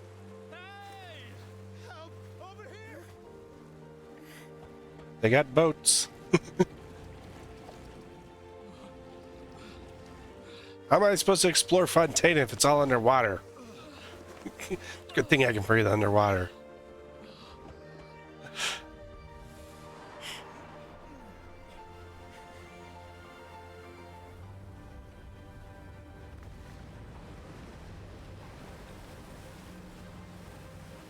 Is that,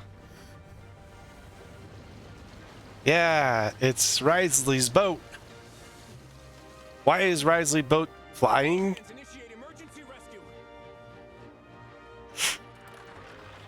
What in the world? Maripede is hauling everyone out of the water.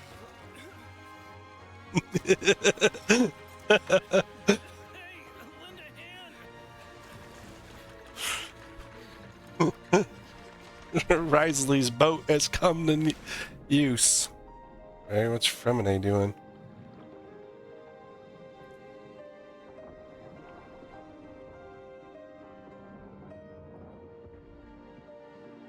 Oh, there's Lynette. And then Linny. Oh, they're helping rescue everyone.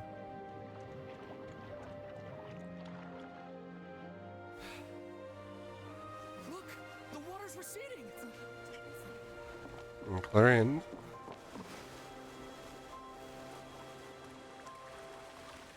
Oh, good. The water's receding. I can continue exploring Fontaine. It's a miracle. Water's receding. We didn't dissolve. The prophecy was wrong. No. Focalor had to return the power to Neuvillette in order to prevent the prophecy and provide the judgment on the Fontainians as not guilty. The prophecy was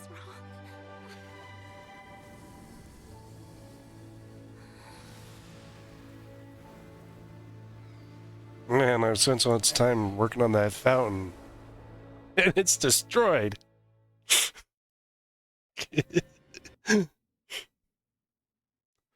Yeah, so no, by restoring the dragon's power, Neuvillette is able to The Spina tax post-disaster rebuilding. I recently visited Poisson to meet with Miss Navia, spokesperson of the Spina di Rosula, and we spoke about Poisson's present and future. Old soil can still give birth to new bloom, Miss Navia stated. Hope is like seeing a small cookie when you're starving late at night. You just need a little of it. Skyship Winglet, lunar brain of the Fontaine Research Institute. The various disputes that have arisen on account of Mr. Edwin have suddenly become a shield over the Institute, with Jurier turning out to be a once-overlooked hidden gem. People always call the first researcher mad, but few know what to call the second.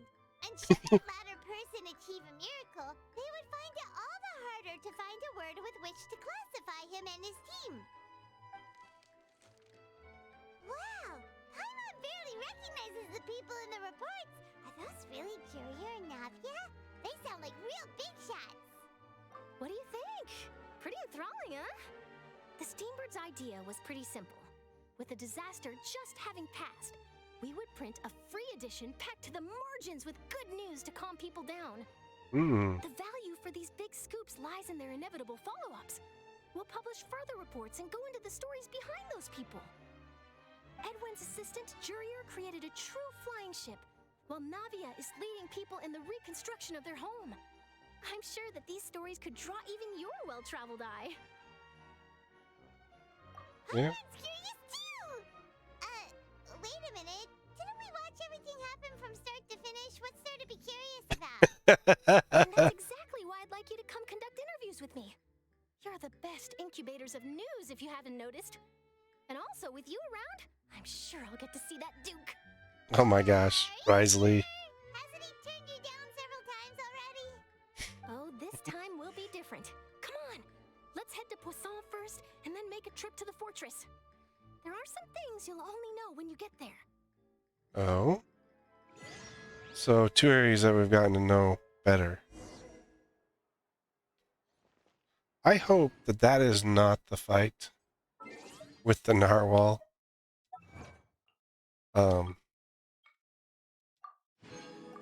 That, because that's kind of disappointing if that's the whole fight. I got kind of beat on. Good thing,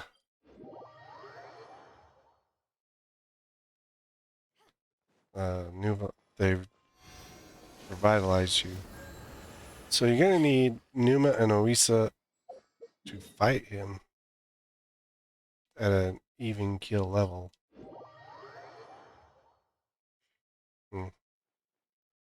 I'll have to get different. I'll have to come up with a different plan to fight that one. It's definitely gonna be interesting.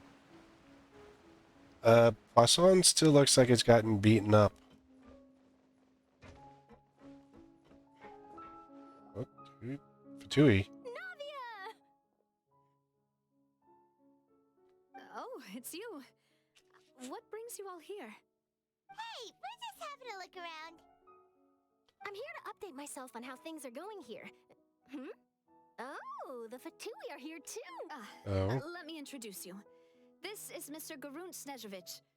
He represented the Knave in sending us a large amount of supplies and is helping with our work. Our residents are hard at work as well. Thanks to everyone, work is progressing nicely. We've lost a lot of people, but we're moving forward. That will have to be enough. Hello, Miss Charlotte. I'm a big fan of yours. I especially like that article you wrote last year about Fontaine's stray cats. What? But if you don't mind, could you not emphasize our role too much in your report? It's not charity we're doing here. We just happen to share the same interests as Despina. I get where you're coming from. I'll keep it as simple as possible. Or would you be willing to feature as friendly neighbors? That would be fine. Thanks. Oh, you're back too. How are things? We finished laying down the construction materials. It'll be another hour before the workers are able to go over there. Huh? You're here too, Clorian? Well, her reputation's greatly risen after that whole duel business with Miss Furina. So she's here in Poisson to wait out the heat. All right. She really came here to help me out. There's too much to consider in the reconstruction of Poisson. Despina has need of more decision makers. And, well, I do already happen to be connected to Mr. Callis. Oh, wait just a moment. Do you mind me asking a few questions? You know, about how you felt before the duel, about what it was like facing down a guard. There's lots of exciting material here, I bet. Forget it. Really, I'm sure Charlotte? you can find a better theme than that, Miss Charlotte.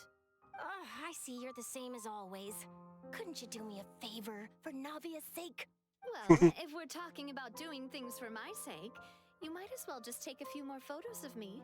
Or of the Traveler. It's better than wasting time persuading Chlorand at any rate. Oh. Of course I will. I'm not gonna let her off that easy. All right, then everyone who wants to be in the photo, gather up. And smile. I don't want to be in the photo. Okay, why are our eyes closed and Paimons are open? Not bad. Your addition really helped the composition of the picture. All right, hang on a moment. Let me snap a few more shots.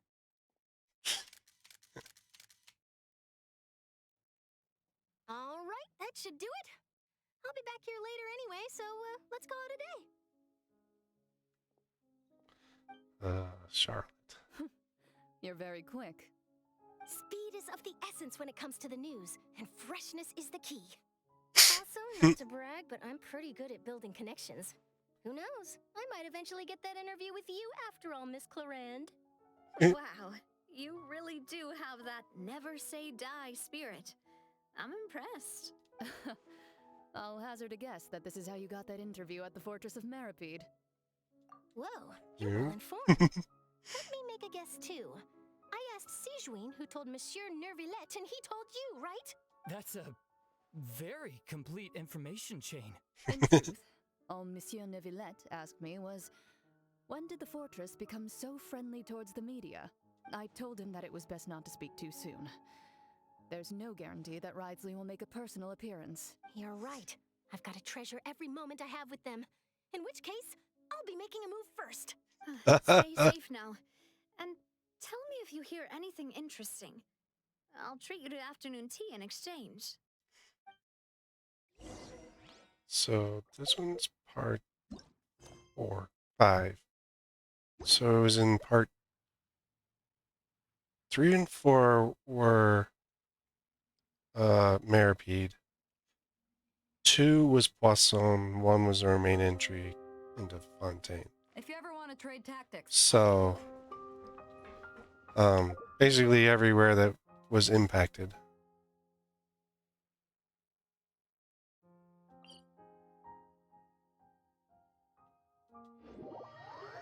By the that we've hit story-wise, but I mean we're only in 4.2. We're still like I don't know how far it goes.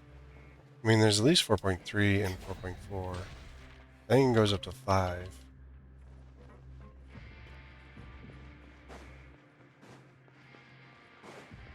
So I think we'll get some Abyss story. I bet. We'll get more of the Abyss story. Wow, guess we're here again, huh? There's a real nostalgic feeling to this place. Looks like you've been missing us. Risley! Duke, did you come all the way to the entrance to greet us? Of course. I'm here to welcome you and our dear Miss Charlotte, whom our good head nurse recommended to me. It's an honor to Oh. finally meet the much-rumored Duke. Thank you for consenting to my visit to the fortress, sir. No need to thank. But that said, I shouldn't be the focus of your interview. I trust you recall our agreement? Oh. Of course. What's the agreement? All right then, this way.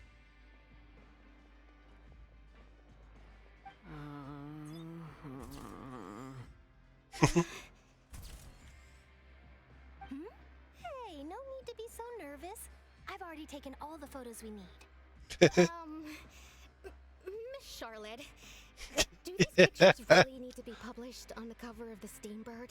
It would seem that Miss Lorvine doesn't want her face to appear beside that of Mr. Jurier, Sir, please don't say things like that. But it looks like dear Mr. Jurier denies it. Might this interview be very important to you then? No, I just... This is my first time being interviewed, and I'm very thankful to the Steambird for... Now, I might not look it, but I actually did meet Mr. Edwin once. And I'll be honest, I enjoyed chatting with you more. You've definitely got more of that genius vibe going on. The boat that brought about a miracle, the ark that saved the people. Why, you recreated a myth back there, like an emissary of legend. Still, if I might ask, where's that flying ship now? Huh. Looks like Charlotte's trying to get herself another exclusive scoop. I have to apologize, but that ship is presently in the bowels of our factory. I'm afraid it won't be easy for you to get a shot of it. Really? Well, then in that case, could I have an interview with you to make up for that loss? He's gonna deny that one. You already know my answer, I'm afraid. Best you interview our head nurse instead. Or perhaps you'd like to take another photo of this couple of researchers? Did you really have to use the word, well then, 2 simple photos will do? Is my hair messed up? Please, someone help me have a look. Things here are getting pretty lively here.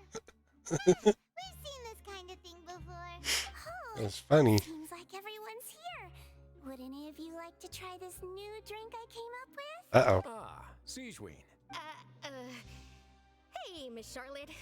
Why don't you, take some pretty photos of our head nurse? Sure. Come on, Miss Sijuin. Over this way. Let's find a brighter spot. Huh? Sure. Do I have to smile? Same old, as you can see. Fontaine's undergone some changes, but this place is still more or less the same. Other than that flying ship, I got a tad too much attention, I think. That's why I decided to let the interview go through. We should direct more public opinions toward the behind-the-scenes heroes. Am I right, Mr. Jurrier? Miss Lurvine? You're too kind, Interesting. sir. I believe that you too should have your day in the sun. Not that you would want that, just a pity. I'll just leave the spotlight to you two. I see. Lots of things happened that day, huh? Anyway, regarding that Harbinger, I'm not sure you remember, but his 3 young followers are still waiting for his return. Oh. Sure did win them over, huh? I'll tell them that there's good news and bad news. The good being that their boss seems fine, and the bad being that they must face extended sentences for abetting his escape. Oh. Actually, what about you? Are things gonna change for you too? What change can there be? The fortress will keep chugging along, and so will my duties. Hmm. As to what Miss Furina's departure will mean for the nation, and if our laws and governance will be transformed, we'll leave those to the folks in the overworld. Hey everyone, the photo shoot's done. Interesting. Good. In that case, let's call it a day here. Thanks for your cooperation. Come on, traveler, let's go. Till next time, everyone. There'll be a next time? I might write a story about the underwater factory next time. Until then. Oh my word. Last stop, the docks. or Risley. Docks. Where are we going?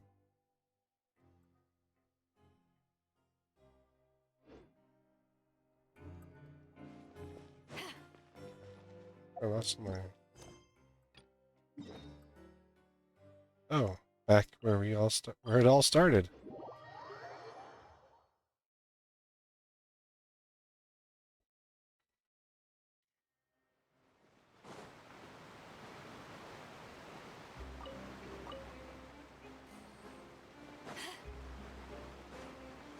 Back to where it all began. Dum-dum.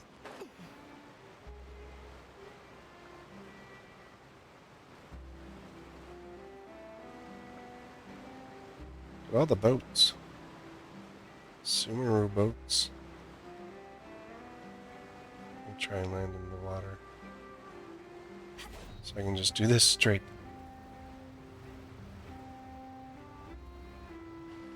Hey! I got it. Perfect. Oh, this is yellow. So you cannot dive here in the Roman Team Harbor. Hey, it's Lynette. And Fremine, and Linny. Navia mentioned that she stayed in touch with Linny and the others after working together. Apparently, they've been at the docks distributing these strange pockets the whole time since. Traveler, Paimon. Yeah, they've been Charlotte. giving the pockets away. Would you like a magic pocket? What sort of gadget is it? It's a wondrous bag that can be used to carry many things.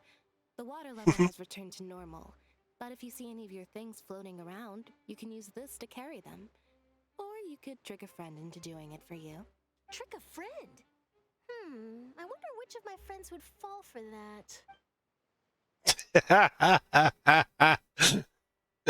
You could just make a friend like Fremine here. Isn't that right, Fremine? Or Fremine. Is this what you meant by I'll help you make some more friends? To be honest, that sounds pretty sweet. Could I have your contact, please? Sure. Please, write down my address. You're really working hard to help Fremine socialize. He was the one who proposed doing this. He even wants to assist in our magic shows. Yes, I was planning to first introduce Pear as an assistant, and later Fremine himself. In the future, I think we can leave underwater escape magic to him too. That said, would anyone want to see a diver escape underwater? Oh, it'll work out. Every journey begins with the first step. He'll become a part of our show eventually. Oh my. Lynette, could you come over? Miss Charlotte says she wants to take a picture of us. Got it. I like My, Lynette the that most. Charlotte is rather perceptive. She got rid of everyone the moment she realized I had something to say to you. So, how have things been, Traveler? Father says that you did a great deal during the latest events. She's very grateful for your contributions to Fontaine. Oh, that's all right. We were more than happy to help. So, what's she doing now? Oh, I guess you haven't heard. Well, after Lady Furina left, Father and Monsieur Neuvillette opened negotiations, during which he gave Fontaine's gnosis to her as a diplomatic gift. A diplomatic gift? A gnosis? Yes, I was quite surprised at first myself. But when I thought it over, there were actually a number of things going for it. It could have been done as an apology for the incident with Lord Child, or as thanks for his help in tying the all-devouring narwhal down. Furthermore, Father did also lend significant aid to Fontaine and Poisson. That's true, but this is a gnosis we're talking about. Doesn't this seem a bit irresponsible? Probably doesn't have any capabilities I've also left. heard that it seems that Monsieur Neuvillette has had a significant change of heart regarding the matter. So there's some reason for this that only Neuvillette knows about? I suspect you'll have to ask him about that yourself. Ah, yes, speaking of which, I did see him strolling around the entrance to the Fortress of Meripede a while back. Isn't he real busy and stuff? Paimon didn't think he'd have the time for that. But back to the topic. The gnosis was given to the knave, right? What about Child? They say that he's returned to Snezhnaya to recover from his wounds. I hear that the recent disaster really did a number on his health. That's true. Or buddy. Think about it, we've had loads of run-ins with the Fatui. To think we'd be allied with them this time. So shocked Interesting. by such a simple switching of sides? The knave. Father! Well, what do you know? Come to the docks to see how my children are doing and meet the Traveler by chance. Please do not pay my accomplishments in Fontaine too much mind. I would have done them regardless. Are you going to take the gnosis back to Snezhnaya? That is our duty as harbingers, yes. Hmm. Don't be too preoccupied with sides. The goal of the Fatui concerns not a single place or person, but the entire world. With such a grand goal in mind, it is inevitable that we must wear many masks. Switching my masks is something I've always done. Well, that depends on many things. No one truly knows what the future holds. What good is honesty if you can't rely on it forever? As for you, I very much look forward to our next collaboration. Good things cannot be achieved alone, and you've proved yourselves to be great partners. Interesting. Oh, yes. A vision? All right. I'll remember to return it.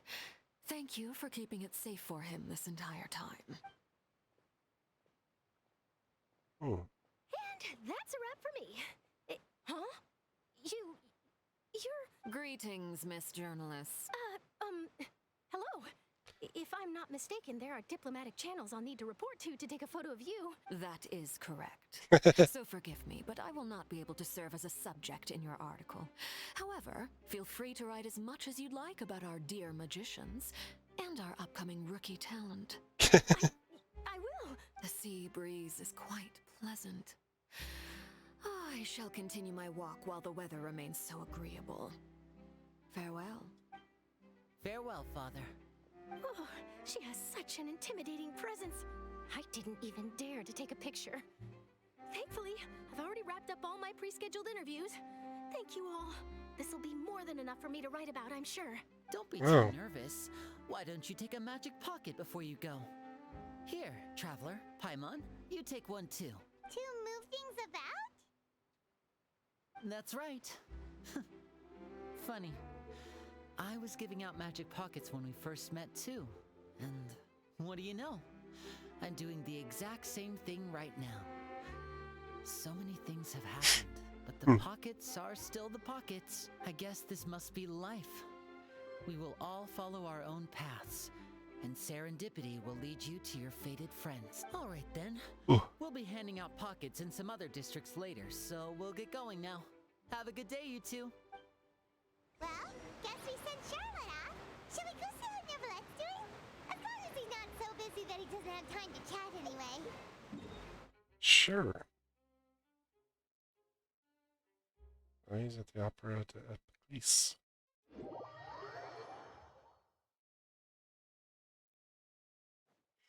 Oh, good. They repaired my fountain that I've been providing so much to. I have gotten it up several levels since the last one because I've been running around exploring the new areas. So, yeah, as you can see, I got myself up to 37. I think I was at 32 in the last video. Just running around the areas, the new areas have got this moved up. I was picking up, just treasure chests and doing the those. But as you can see, it's just going to follow the same order as you've seen in all of them. So, like I said, it only goes to 40 in this one, and then in 4.3 we'll go up to 50. But since I haven't gotten up that high, cannot say. I didn't see anything saying exactly how high they were going to go, so.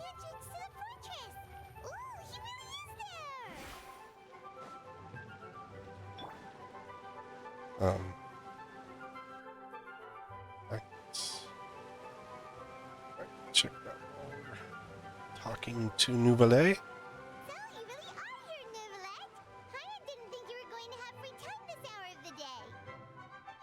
Really? Oh, I suppose you must have met Mr. Linney. He took the time to greet me earlier when he passed this way. In any case, you came at a good time. I was just considering reaching out to you to set up a meeting, so I may explain some things that I haven't had the time to before. Paimon's glad that you remembered. Thank you for keeping us on your mind, what with you being busy and all. Alright, let's have it then. How was Fontaine actually saved? The whole business is still quite the mystery to us. It is strange how words can often leave a bitter taste in the mouth when it finally comes time to say them out loud.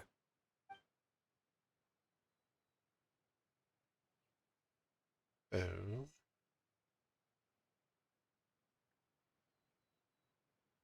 Whoa. So that's what happened?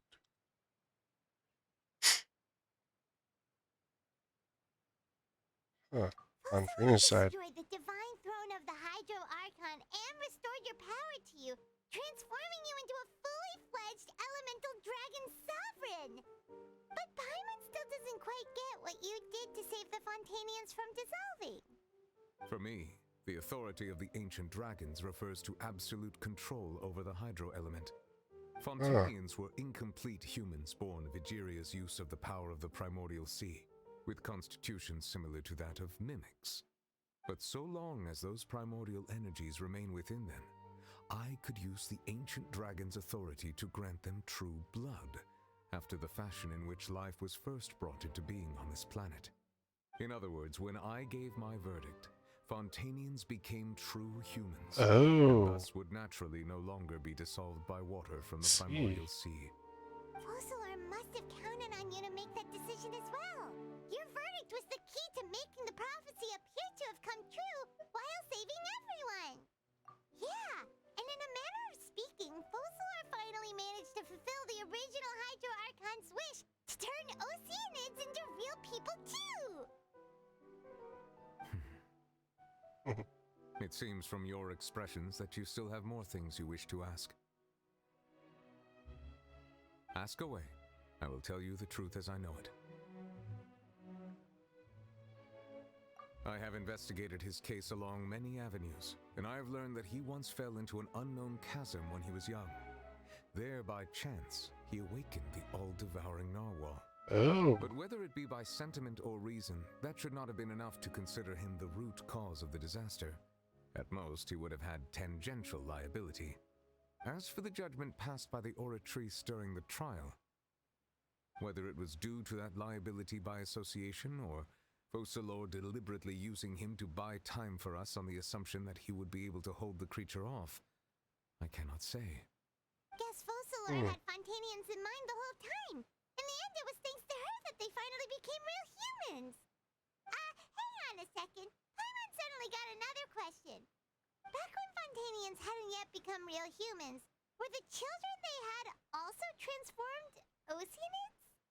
life has always flowed like water.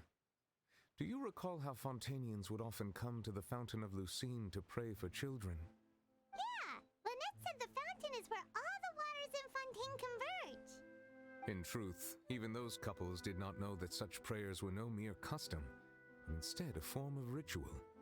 Those Oceanids who were blessed within the spring water would later descend as new humans in the coming months. Paimon sorta gets it now. Either way, seems like this ritual won't be of any further use, but it'll probably live on as a local custom. Ask away. I will tell you the truth as I know it. Yeah, about that.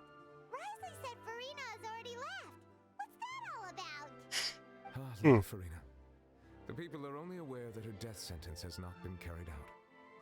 She abdicated the post of Hydro Archon and left affairs related to that title to me, before leaving the Opera House. I related Focalor's words to her faithfully and completely. After hearing them, she seemed neither saddened nor comforted. She simply said that she was tired and needed to rest. Well, I mean, Having said that, she then packed her things and moved out of the Opera House, not unlike how an ordinary person might.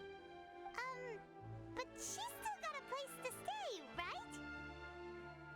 You need not worry. I will make arrangements to ensure that she will not want for food, clothing, board, or travel. In truth, I am somewhat happy for her. The wear and tear on her spirit will, of course, take time to heal. But now that she no longer has to play the role of Focalor the Hydro Archon, she can finally lay down her burdens and lead a normal life. What about you then? What are your plans now that you've regained your full powers as the Hydro Dragon? After Focalor passed on, the Oratrice also ceased to function. This matter will directly affect our trials. After much careful consideration, I've decided to take over its role in our courts. From now on, I shall hear cases and pass verdicts by myself. Looks like you're still considering stuff from the perspective of the Udex, huh? As an elemental dragon, there are indeed many things that I must do. But this power and this duty, in a manner of speaking, you could say that both were granted to me. As such, before I attend to my other responsibilities, I must first and foremost continue to serve Fontaine as its highest judge. The duty of the Hydro Sovereign and the duty of the Udex shall coexist within my person. Additionally, the Hydro Archon's departure has brought about another problem, which is that the Opera House shall no longer produce indemnitium. That's true. That power was derived from the people's faith in the Hydro Archon, wasn't it? Wait, but the various mechs and machines in the city are all still okay. Where are they getting their energy from? As I am now, I have full command over New Musia. Oh. I can serve as a complete substitute. Another reason why I cannot quite leave Fontaine immediately. Wow. This ancient dragon's authority stuff is really quite useful, huh? Ask away. I will tell you the truth as I know it. Oh, that's right! They say you've given it to the knave as a diplomatic gift or something! Has no Leaving aside purpose their anymore. intentionality, the two Fatui Harbingers have indeed done much for us during this crisis. Their sole remaining goal in Fontaine, at least at this point, would seem to be the Gnosis. The Oratrice has ceased to function. The Hydro Archon's divine throne is now no more, and I do not need the Gnosis's power. As such, it has lost all meaning for Fontaine. If the Fatui have impure designs, we might as well accede to their request now, and avoid unnecessary conflict.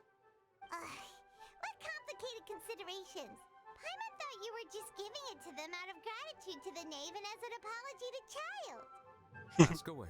I will tell you the truth as I know it. Next You will stop. soon be heading to Natlan, I presume. Okay. I'm afraid that I have little talent as a travel guide, so all I can do is tell you what I know about that land. As far as I'm aware, Natlan can be said to be a nation of dragons. Oh? A nation of dragons? You mean like you? No, I suspect that I would not find myself welcome there. Unlike ancient dragons such as myself, the dragons of Natlan have undergone long years of development and evolution.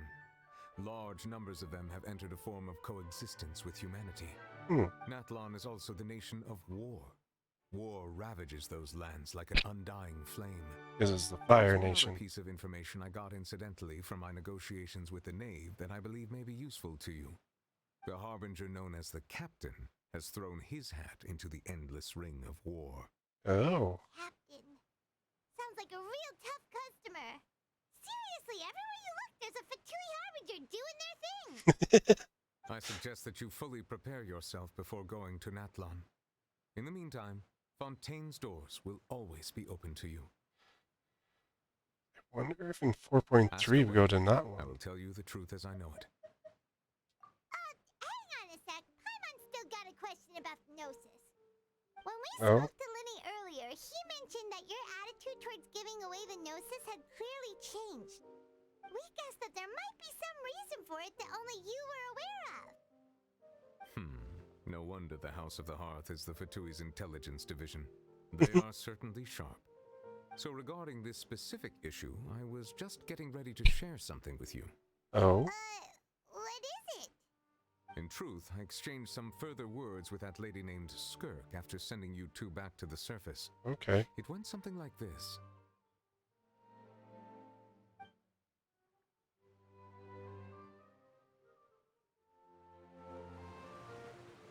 Skirk seems to be a celestial being of some sort.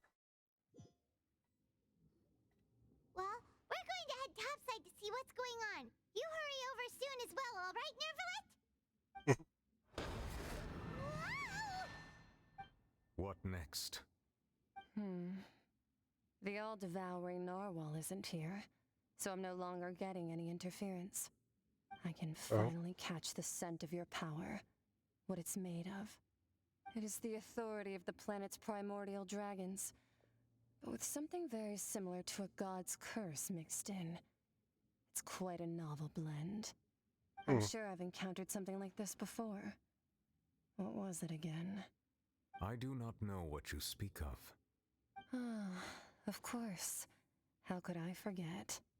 You should have the remains of the third descender on your person, yes? Remains? I've never heard of any such thing. Gnosis. According to your parlance, I believe it may be called a gnosis. Well, that much is true. After Focalor's divinity faded, she handed her gnosis to me. But I fear I have never heard of it described in the manner that you just did. I've been training with my master, the Foul, ever since I was young, and I have never returned to the surface since. So most of the information I possess, I got from him. Okay. It is only natural for those who are greater than humanity to possess a different sort of common sense, which is why there are so many problems in our attempts to communicate with humans. Regardless, you should probably get rid of objects of misfortune to prevent any disasters from befalling you. To Interesting. live in itself is a blessing. But once a person dies, the bonds he once had with this world shall all turn to curses. What do you mean by that? No need to fret. These are just my personal thoughts. And my reason for no longer wishing to return to the surface. Like Skirk. This third Should be a descender cool you character. refer to, who are they? And when did they die? Master never mentioned them to me. Perhaps it just wasn't that important for me to know. If you're interested, though, I could ask him. I'll be sure to pass the answer on to you next time. Next time? You believe we will meet again? I do. Wait. I have a disciple of my own, don't I? He can be the messenger then. So Child's coming back in the story to relay information from Skirk. Skirk would be a really cool character. That's what she told me. Whether it would prove useful or not, I wanted to pass that information on to you. Third Descender. The third descender? So that's what the Gnosis actually are. Paimon just thought they looked like chess pieces. How could they be a person's remains? All the same, assuming that there was no misunderstanding or special metaphor at play, that is what she meant to say. And she said that it would bring misfortune and that you should check it, which is why you gave it to the Fatui. If she speaks the truth, then I would simply be putting Fontaine at unnecessary risk So, by keeping it here. If you collect all the Gnosises, then you would have all the remains of the Descender. You're the fourth.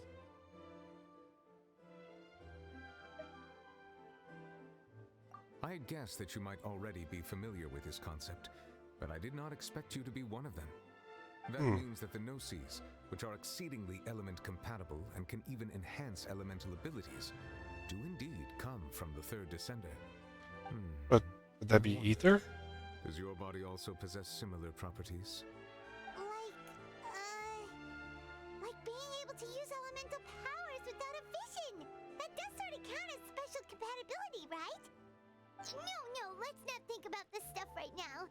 It just feels creepy. That's why, Comparing the as a descender, third descender and all.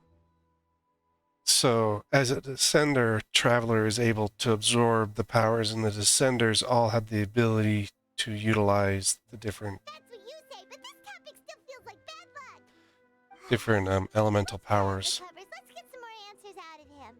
Or go look for his master and get the answers that way. I too believe it unwise to make too many blind guesses when information is lacking. The same is true of being at court. All right. Whatever the case, it seems like the crisis here in Fontaine's over for now. Yes. All of Focalor's efforts were for this moment as well. But she sacrificed herself in the end as a god, and she suffered through all those years as a human. Was that really what she wanted? I suppose that would be the mystery of a god's will. I suspect you really understand that? But once in a while, I too would guess that if wishes were like the clouds in the sky, they will one day return to the earth as raindrops. Life flows like water, and rain is the final answer. The water levels may sometimes tilt one way or another, but the rain falls fairly upon all. And what, ultimately, is the difference between the rains that fall upon all of us? You know, the odd thing is we've never seen anyone from Natland. So they must have like a draconic presence or something like that around them. Very interesting. Like, the way this story went, that was a very interesting path that they took it down.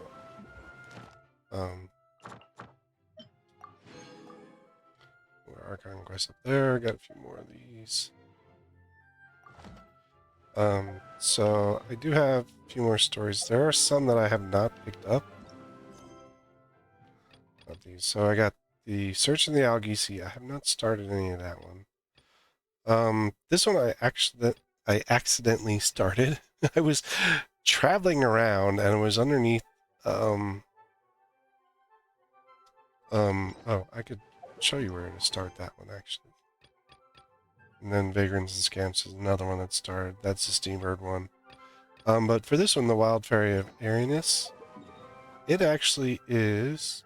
Let me think. I think I was underneath the Weeping Willow. So if you explore around, you'll definitely get to see a lot of this stuff here. And there's 3 areas that are very interesting. It's the only way to label them. But when you're if you go underwater, you're in Weeping Willow, because I remember this is where I was when I started the quest. And I don't know if you have to be here to start it. I think it's at one of the 3 key locations, most likely. I would just happen to be at this one. You have right here, this pedestal. I got foam. There is these musical note challenge that you have to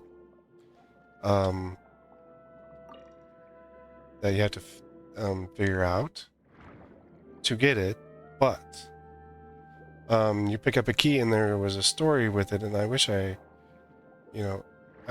was just traveling around, so I wasn't set up to record any of it, unfortunately.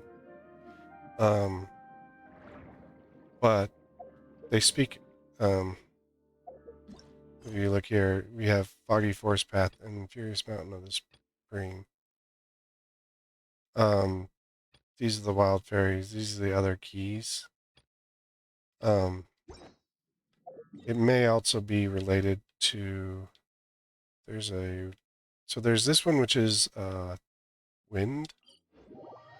If you go to this area, you have this bubbling up, very windy zone. Silly way to call it. It's very windy here. But also another place where I was traveling around. I'm trying to think where it was. Foggy Forest Path is down here. And, oh yeah, so you have this guy. Guys have cleared? What a pity. And, so I was starting to work on this one. As you can see, I've got one of the bubbling things there. And I realized it was part of story, so I didn't continue on. These are new, those you need for Furina leveling.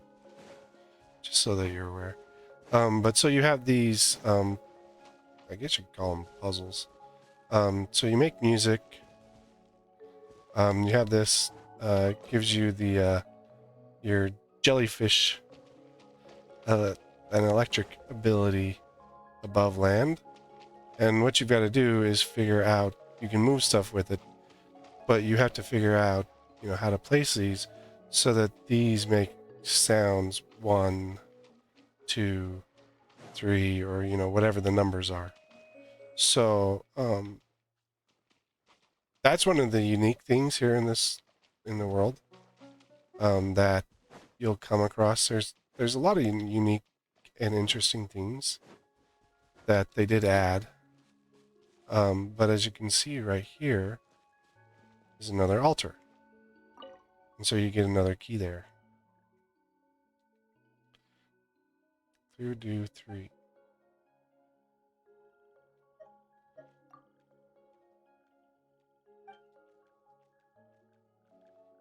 Come on, you super kings. Anyway, it says the answer is linked to 3 in the water, so let's look around. So you've got to have the 3. You got to solve the 3 puzzles to get this one. I'm not going to do that right now.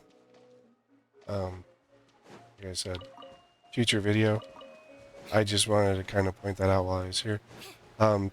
Do take your time and, like, look, this is the one I solved to get the first one when I realized it was part of the story. So, but I've been taking my time traveling around, visiting all the different areas.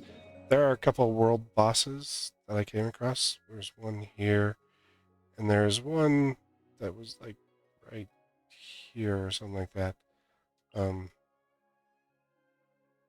May have been on the other side here. I don't remember where he was exactly. I was just solving a puzzle. But if you remember from in 4.1, there was a fellow called Liam. He was I don't know if you remember Liam, or if you had done the story, but there was one of the side stories that you did where you came across a young girl who was waiting for her brother. And Liam was one of the characters you came across in there. And so this is right around where I had bought him, so I don't know if it'll be here. Should be if you can re-encounter individuals, but like I said, I'm not sure. This is the area I was in when I came across him. He was a very annoying fighter. It's a very annoying fight. I'd actually leave and come back to fight him. He should be somewhere around in here. I think he's close to the water. Because if I remember right, I was near that puddle. Yeah, because there was something for you to solve here. An exploration piece. But I don't see him around here. May not respawn back in. But there is a achievement for it. Let's see. There it is. Defeat the local legend Liam. So he's right in this area here. If you go looking for him, he was like right here. It was like Liam the Rainbow something. And then up here, there's another one as well. I just haven't, had time to do him yet. Well, I started doing him, and he was beating on the team that I had out because it wasn't one of my stronger teams. So, yeah. But so there's a lot to explore around here. I've been kind of not trying to avoid some things and doing some other things. So, while just trying to pick up chests and stuff. Really. Doing this actually, where I got myself to 47 here and 47 there. This actually puts you high enough on reputation that you're over 60%. What I'm at, what I've got. So I'm like 97, 98, 100. And then over 40% in these two areas, in both areas, will put you high enough. And then I got 99 and 92. So if you're 90 and higher in the 5 areas, and then the 2 here, you're over 40, that will put you over 60% for the region.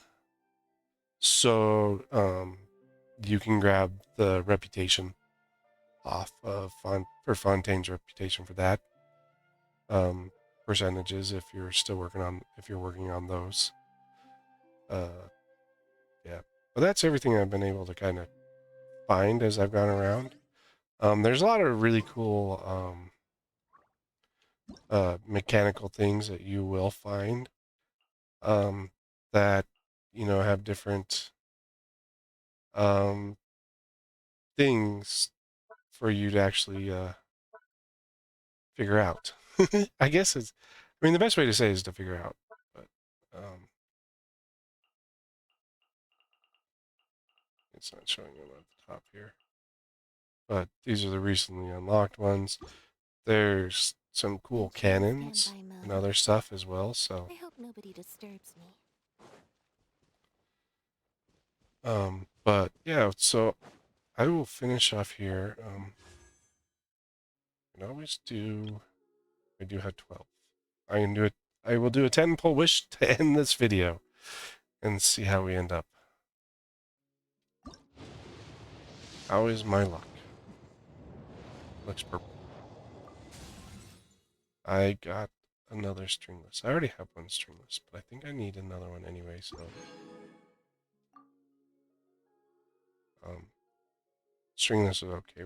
It's a good bow. I do have one already up there.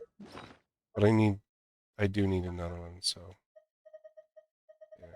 So I have that one there, and then my other one is like right there on Yulan at 80, so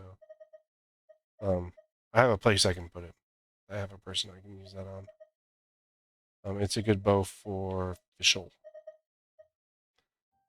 Depending on what you have, but it's a good official bow as well. There's a couple bow users that can use it, so having to. Oh, it's R3 already. Yeah, ring 3. I could. That means I picked up 2 others as well. Elemental skill and damage burst to 42%. See, I don't want to push it though right now. I need it for someone else. So at least right now. Hopefully I get some more of them. But yeah, thanks for joining me. Oh yeah, and one thing, story quest wise, once you do finish the main Archon quest, Furina's the little Oceanid unlocks. This is the really cool thing where it says get quest or not. You can just you can close out, not grab the quest. So it shows available. But if you don't, if you have a lot of quests on your quest list, then it won't show here. And then you can just come back in here, click get quest, it pops it up on here. So that will be another video as well.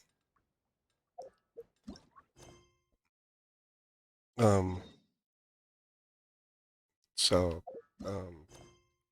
do watch for that one to come. But yeah, that will be the video here. I mean, if you are a Genshin player, I hope you're enjoying it. I found it to be a lot of fun. I've probably played just a little over a year's worth of time on it. I don't remember how long I've been playing, but I've gotten quite a ways through, as you can see. Kind of depends on how you play it, how you choose to play it. There's a lot of story, a lot of side stuff to do. I still have a lot of areas to finish to 100% them. Story-wise, I've finished a lot of them. A lot of the side stories and stuff I've finished, but Tea is ready. Now it's time for a short rest. but actually, finishing off the other stuff, I haven't done that yet. So I got hangouts to do. I got a long list of stuff to do in Genshin. So, but if you are playing, I hope you're enjoying it. If you haven't, it is a good time to pick it up and give it a try. We got some good characters on the banners right now, so you can always work at that, or just play along, play as you go, and enjoy it. Don't give in to the gacha. The only thing I've ever paid for in this one has been the BP twice, just so I could grab a couple weapons. I'm not sure if I'm going to do that. I may do it a couple more times. I'm not sure. But I talked to a friend years ago, months ago. He said, I see the BP more as a subscription than, putting in tons of money to the game. It's just like a subscription just to kind of help keep it running. And I could see it that way. I pay some other ones monthly subscriptions, and the BP runs for longer than a month. So, but yeah. So, if you are a Genshin enjoyer, I hope you are, player or watcher or whatever. Time for a short rest. And, don't forget to do the YouTubes, like, comment, subscribe. Let me know how I'm doing. And as always, we're gamers. I hope you're enjoying gaming. And as always, and we'll see you in the next one.